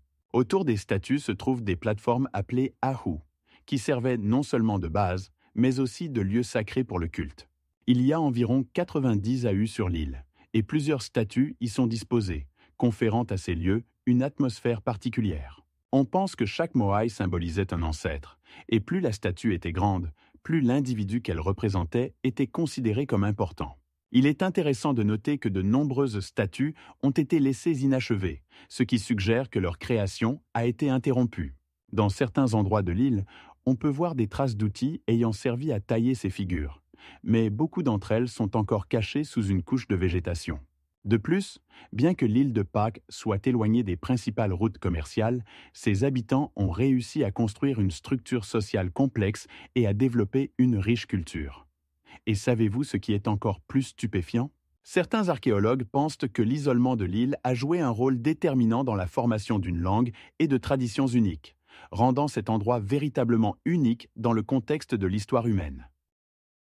Dans les textes anciens de différentes cultures, on peut rencontrer des descriptions fascinantes de chars volants que les dieux utilisaient pour se déplacer. Par exemple, dans les Védas de l'Inde, on trouve mention des vimanas, des appareils volants étincelants qui sont décrits comme capables de voler dans les cieux, en émettant des sons forts et en laissant des traces lumineuses. Ces dispositifs, selon les textes, pouvaient se déplacer à une vitesse incroyable, et leur apparition était accompagnée de tourbillons puissants et d'un éclat aveuglant, éblouissant les observateurs sur Terre. Dans la Bible, il est question de chars de feu, qui sont décrits comme des chars célestes descendant du ciel pour emmener des prophètes comme Élie. Ces chars étaient également entourés de feu et de lumière, créant une atmosphère de manifestation divine. Les textes sumériens ne sont pas en reste. Ils racontent l'existence de machines volantes, utilisées par les dieux pour voyager entre les mondes, et leur apparition était souvent accompagnée de bruits tonitruants rappelant le grondement du tonnerre. Il est intéressant de noter qu'Eric von Däniken a proposé la théorie selon laquelle ces descriptions pourraient être des témoignages de contact avec des êtres extraterrestres utilisant des technologies alors inaccessibles aux humains. Il soutient que les anciens peuples interprétaient ces appareils volants comme divins sans comprendre leur véritable nature. Cependant, il existe une perspective opposée. De nombreux scientifiques considèrent que les descriptions des chars sont des métaphores de phénomènes naturels comme les éclairs et les tempêtes, ou bien des constructions mythologiques destinées à expliquer des phénomènes inexplicables. Imaginez comment les gens pouvaient se sentir en observant des phénomènes célestes qu'ils ne pouvaient pas expliquer, et comment leur imagination créait des images de chars divins apportant lumière et destruction. Ces témoignages textuels anciens ne racontent pas seulement des mythes, mais soulèvent également des questions importantes sur la manière dont nous percevons le monde qui nous entoure, et ce qui se cache vraiment derrière le voile de l'histoire. Et savez-vous ce qui est encore plus intriguant? Les parallèles entre ces descriptions et les observations modernes de NLO, qui continuent de susciter des débats et des discussions parmi les scientifiques et les chercheurs. Sous la terre de Cappadoce se cachent des villes souterraines véritables, capables d'étonner même les archéologues les plus expérimentés. Certaines d'entre elles ont jusqu'à 20 niveaux de profondeur. Imaginez une infrastructure complexe où l'air est rempli de la fraîcheur des sous-sols et où le son des pas est étouffé dans les tunnels étroits, créant une sensation de protection contre le monde extérieur. Ces villes ont été taillées dans le tuf volcanique tendre, et leurs murs scintillent à la lumière des torches, reflétant une histoire pleine de mystères. Mais quelle était vraiment leur fonction? Une des théories suggère qu'elles étaient utilisées comme refuge contre les persécutions ou les incursions ennemies. En cas de besoin, les habitants pouvaient s'y cacher pendant de longues périodes, car les systèmes de sécurité incluaient des portes en pierre faciles à fermer. Mais ce n'est pas tout. Les villes souterraines servaient également de lieux de stockage et de production de vin, ce qui les rend non seulement des structures de protection, mais aussi des centres économiques importants. À l'intérieur, on trouve des puits qui fournissent de l'eau, et des puits de ventilation qui remplissent l'espace d'air frais, créant des conditions de vie confortables même à grande profondeur. Ces entrepôts souterrains étaient de véritables labyrinthes, où chaque tournant pouvait mener à une découverte inattendue. Les pièces intérieures étaient aménagées pour un séjour confortable, avec des chambres où l'on pouvait dormir, cuisiner et passer du temps en famille. Savez-vous que certaines de ces villes pouvaient abriter jusqu'à 20 000 personnes? Cela en fait l'un des plus grands complexes souterrains du monde, et leur étude continue encore aujourd'hui.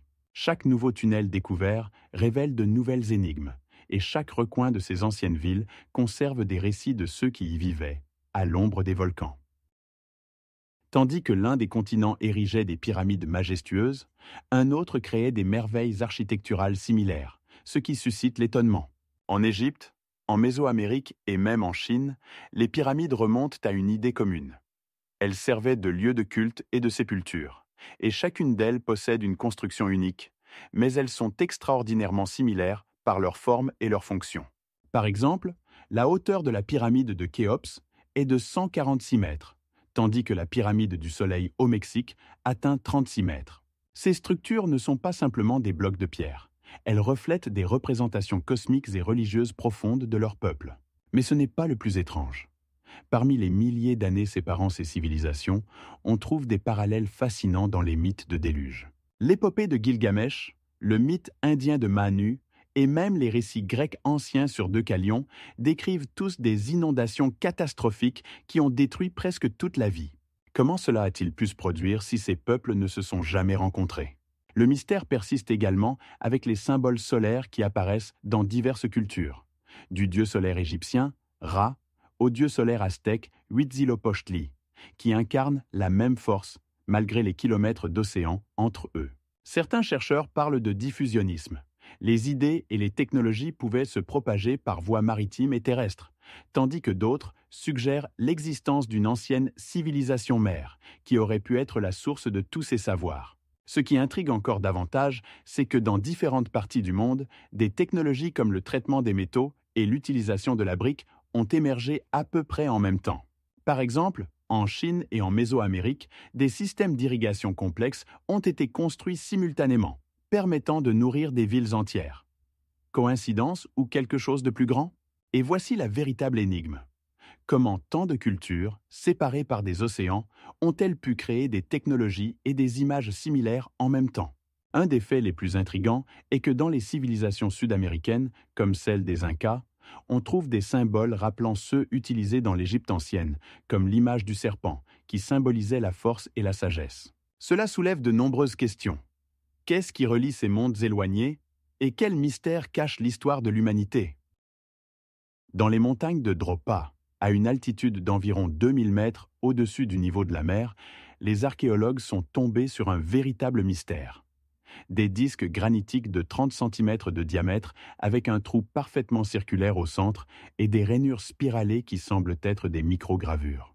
Ces artefacts ont été découverts pour la première fois en 1938 par le chercheur Chiputei, qui, selon les rumeurs, les a trouvés dans des grottes isolées, cachées à la vue humaine. La région où ont été trouvés les disques est entourée de montagnes élevées et de forêts denses, créant une atmosphère de mystère et de distance par rapport à la civilisation. Ces motifs spiralés, à la fois fascinants et effrayants, évoquent des associations avec quelque chose d'extraterrestre, comme s'ils racontaient des événements survenus bien au-delà de notre planète. Depuis, les scientifiques ont tenté de déchiffrer ces signes mystérieux, certains d'entre eux supposant qu'ils racontent le crash d'un vaisseau spatial. Cependant, un paradoxe. De nombreux chercheurs considèrent cette histoire comme une mystification, affirmant qu'elle est trop belle pour être vraie. Malgré cela, les disques attirent l'attention non seulement des scientifiques, mais aussi des amateurs d'aventure, souhaitant toucher quelque chose de significatif et peut-être d'extraterrestre. Les motifs étranges sur les disques posent de nombreuses questions. Comment ont-ils été créés? Quel est leur véritable usage? Peut-être sont-ils vraiment des preuves de technologies extraterrestres ou simplement le fruit de l'imagination? C'est incroyable, mais certaines recherches montrent que les disques pourraient dater d'environ 12 000 ans, ce qui remet en question leur origine et soulève encore plus de questions. Il est intéressant de noter que chaque ligne spiralée pourrait être la clé d'un mystère dont nous ne soupçonnons même pas l'existence. Quels secrets ces artefacts mystérieux cachent-ils? Dans le temple de Hathor à Dendera, des images sont cachées qui remettent en question notre compréhension des technologies anciennes. Sur les murs, on peut voir des objets oblongs, qui rappellent de manière stupéfiante les lampes à incandescence modernes. Ils ont des bases épaissies et des sommets incurvés. Et à l'intérieur, quelque chose brille, rappelant une mèche. Ces images suscitent de nombreuses questions. Qu'est-ce que ces lampes lumineuses et d'où pouvaient-elles tirer leur alimentation? Certains chercheurs affirment que cela pourrait être une preuve de l'existence de l'électricité dans l'Égypte ancienne, tandis que d'autres y voient une symbolique, le lotus, le soleil levant et des idées de renaissance. Mais ce qui est vraiment intriguant, c'est que des artefacts dorés et des couleurs vives sont conservés dans le temple, indiquant des connaissances qui étaient hors de portée pour la plupart des gens de cette époque. Dans les coins sombres du temple, une lumière tamisée joue sur les murs, créant une atmosphère de mystère où chaque détail semble faire partie d'un grand dessin. Les scientifiques trouvent des mentions de processus chimiques qui pourraient avoir été connus des habitants anciens de cette région, ce qui ne fait que renforcer le mystère. Mais ce n'est pas tout. Dans d'autres endroits, à travers tout l'Égypte, des artefacts sont découverts qui indiquent une maîtrise de la métallurgie et même l'étude des propriétés de divers minéraux. Chaque nouvel artefact découvert dans ce contexte nous amène à nous demander à quel point les connaissances des anciens Égyptiens étaient profondes. Sur les murs des temples, éclairés par une lumière douce, ces mystérieux bas-reliefs deviennent comme une fenêtre sur un autre monde. Un monde où les technologies et la symbolique sont si étroitement entrelacées que percer leurs secrets pourrait s'avérer plus difficile que nous ne pouvons l'imaginer. Et savez-vous ce qui est le plus fascinant? Certains chercheurs affirment que ces images pourraient contenir des informations sur des méthodes d'obtention de l'électricité que nous ne pouvons même pas imaginer. Peu de gens se rendent compte que les Romains ont développé un béton qui non seulement a résisté à l'épreuve du temps, mais qui devient plus solide sous l'influence de l'eau de mer. Cette composition unique comprenait de la cendre volcanique qui, mélangée à de la chaux et de l'eau, créait un matériau extrêmement solide, capable de durcir même sous l'eau. Imaginez des aqueducs majestueux s'étendant sur des dizaines de kilomètres, comme de gigantesques serpents de pierre, transportant de l'eau fraîche dans la ville. L'eau coulant dans ces aqueducs produisait un son mélodieux qui parvenait aux oreilles des passants, créant une atmosphère de calme et de confort. À l'intérieur des thermes, où les Romains se délectaient de soins aquatiques, régnait une fraîcheur, même les jours les plus chauds, grâce à un système complexe de chauffage basé sur des canaux souterrains de gaz chaud. Chaque therme était un véritable chef-d'œuvre, avec des colonnes de marbre et des mosaïques magnifiques qui fascinaient l'imagination. La douceur de la pierre polie par les siècles sous les doigts créait une sensation de lien avec la grandeur du passé. Les routes construites par les Romains étaient si solides que beaucoup d'entre elles continuent de servir aujourd'hui, avec des voitures modernes roulant sur les mêmes pavés que les légionnaires. Ces routes ne se contentaient pas de relier les villes, mais elles assuraient également une liaison rapide entre différentes parties de l'Empire, ce qui était un exploit extraordinaire pour leur époque. Les ingénieurs de Rome utilisaient des arches et des voûtes, ce qui leur permettait de construire des structures incroyables, comme le Colisée, qui pouvait accueillir une multitude de spectateurs et dont l'architecture continue d'inspirer les architectes du monde entier. Savez-vous ce qui est encore plus extraordinaire? C'est que de nombreuses de ces technologies ont été oubliées pendant des siècles. Et ce n'est qu'au XIXe siècle que les gens ont commencé à redécouvrir les secrets du béton romain et de l'ingénierie romaine. La bibliothèque d'Alexandrie n'est pas seulement un lieu, mais un véritable monde qui, jadis, conservait jusqu'à 700 000 rouleaux contenant des connaissances allant de la philosophie à la mathématique. Imaginez de vastes salles où le bruissement des rouleaux de papyrus rappelait le murmure des sages et où l'odeur épaisse du parchemin se mêlait à celle de l'huile des lampes, conférant à cet endroit une atmosphère particulière. Chaque rouleau n'était pas seulement un texte, mais un véritable trésor, recueilli avec une minutie inouïe. Tous les navires arrivant au port étaient soumis à un contrôle rigoureux, et des copies de tous les textes présents étaient refaites. Savez-vous que les bibliothécaires calculaient même le temps nécessaire pour créer ces copies afin de ne pas perdre une seule seconde? Ce système permit de rassembler dans les murs de la bibliothèque les connaissances de toute l'Antiquité, qui devinrent la base pour les civilisations futures. Mais, comme souvent avec les grands trésors, le temps et les circonstances ne l'ont pas épargné. Il existe de nombreuses versions sur la manière dont la bibliothèque a péri. L'une d'elles affirme que, lors du siège d'Alexandrie, Jules César ordonna de brûler les navires, et que l'incendie se propagea rapidement, détruisant des textes inestimables. D'autres sources prétendent que la bibliothèque a été détruite sur ordre du calife Omar, qui, doutant de la valeur de ses connaissances, ordonna de brûler tous les rouleaux. Une troisième version raconte que la bibliothèque est progressivement tombée en déclin, perdant ainsi sa valeur et ses trésors. Chaque de ces histoires est enveloppée de mystères, et même après des siècles, nous ne pouvons pas affirmer avec certitude laquelle est vraie. Mais une chose est certaine, les pertes subies à la suite de ces événements ont été considérables. Dans les murs de la bibliothèque, éclairés par une lumière tamisée des lampes à huile, auraient pu être préservées des idées qui auraient pu changer le cours de l'histoire.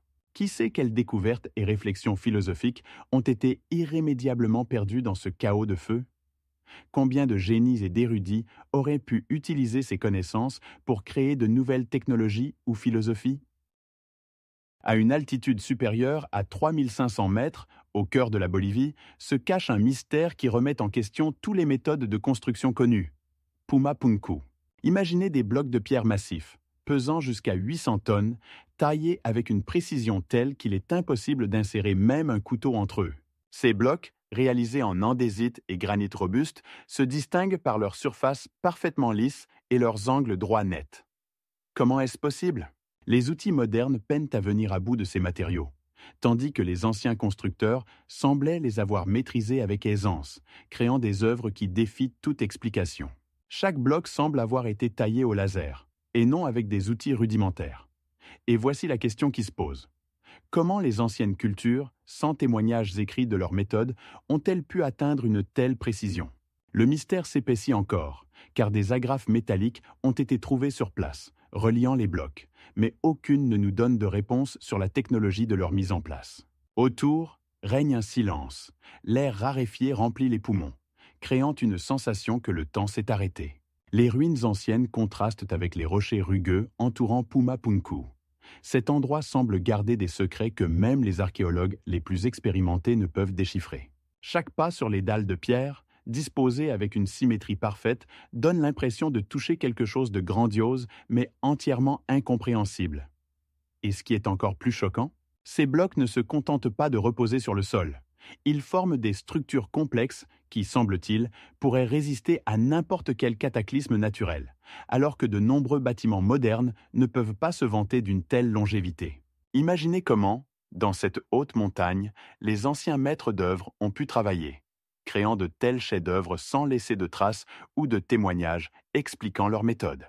Puma Punku reste l'une des plus grandes énigmes archéologiques, attendant ses chercheurs.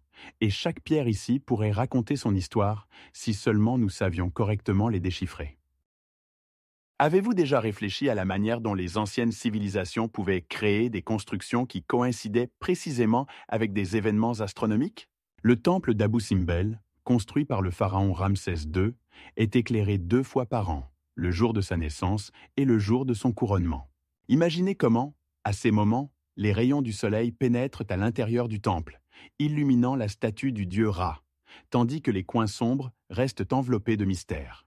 Ce spectacle suscite l'admiration et l'émerveillement des contemporains qui se rassemblent pour voir comment la lumière et l'ombre jouent dans ce sanctuaire antique. La pyramide de Kukulkan à Chichen Itza, haute de 30 mètres, crée un effet visuel de serpent rampant lors des équinoxes de printemps et d'automne. Le soleil, se couchant à l'ouest, projette des ombres qui, semble-t-il, animent la serpent de pierre rampant sur les marches de la pyramide. Les murmures émerveillés des spectateurs remplissent l'air lorsqu'ils observent ce prodige antique. Stonehenge, majestueux et énigmatique, s'aligne avec le lever du soleil lors du solstice d'été, créant une atmosphère de paix mystique. Des milliers de personnes se rassemblent pour voir comment les premiers rayons de lumière percent à travers les grands blocs, comme ouvrant un portail vers un autre temps. Les jeux de lumière et d'ombre créent des motifs magiques sur le sol, tandis que l'air frais du matin remplit l'espace d'une attente de miracle. Il y a même des hypothèses selon lesquelles les anciens constructeurs utilisaient des calculs mathématiques complexes et des observations astronomiques pour atteindre une telle précision dans leur travail. Mais ce n'est pas tout. Dans certains endroits, comme les temples au Mexique et au Yucatan, on a également découvert des alignements astronomiques qui indiquent la fixation de dates pour les cycles agricoles. Cela signifie que les anciens ne connaissaient pas seulement les cycles solaires et lunaires, mais aussi leur influence sur la vie et la prospérité de leur communauté. La question qui reste ouverte est: quels autres mystères ces constructions antiques cachent-elles? Comment pouvaient-elles combiner l'astronomie et l'architecture avec une telle précision?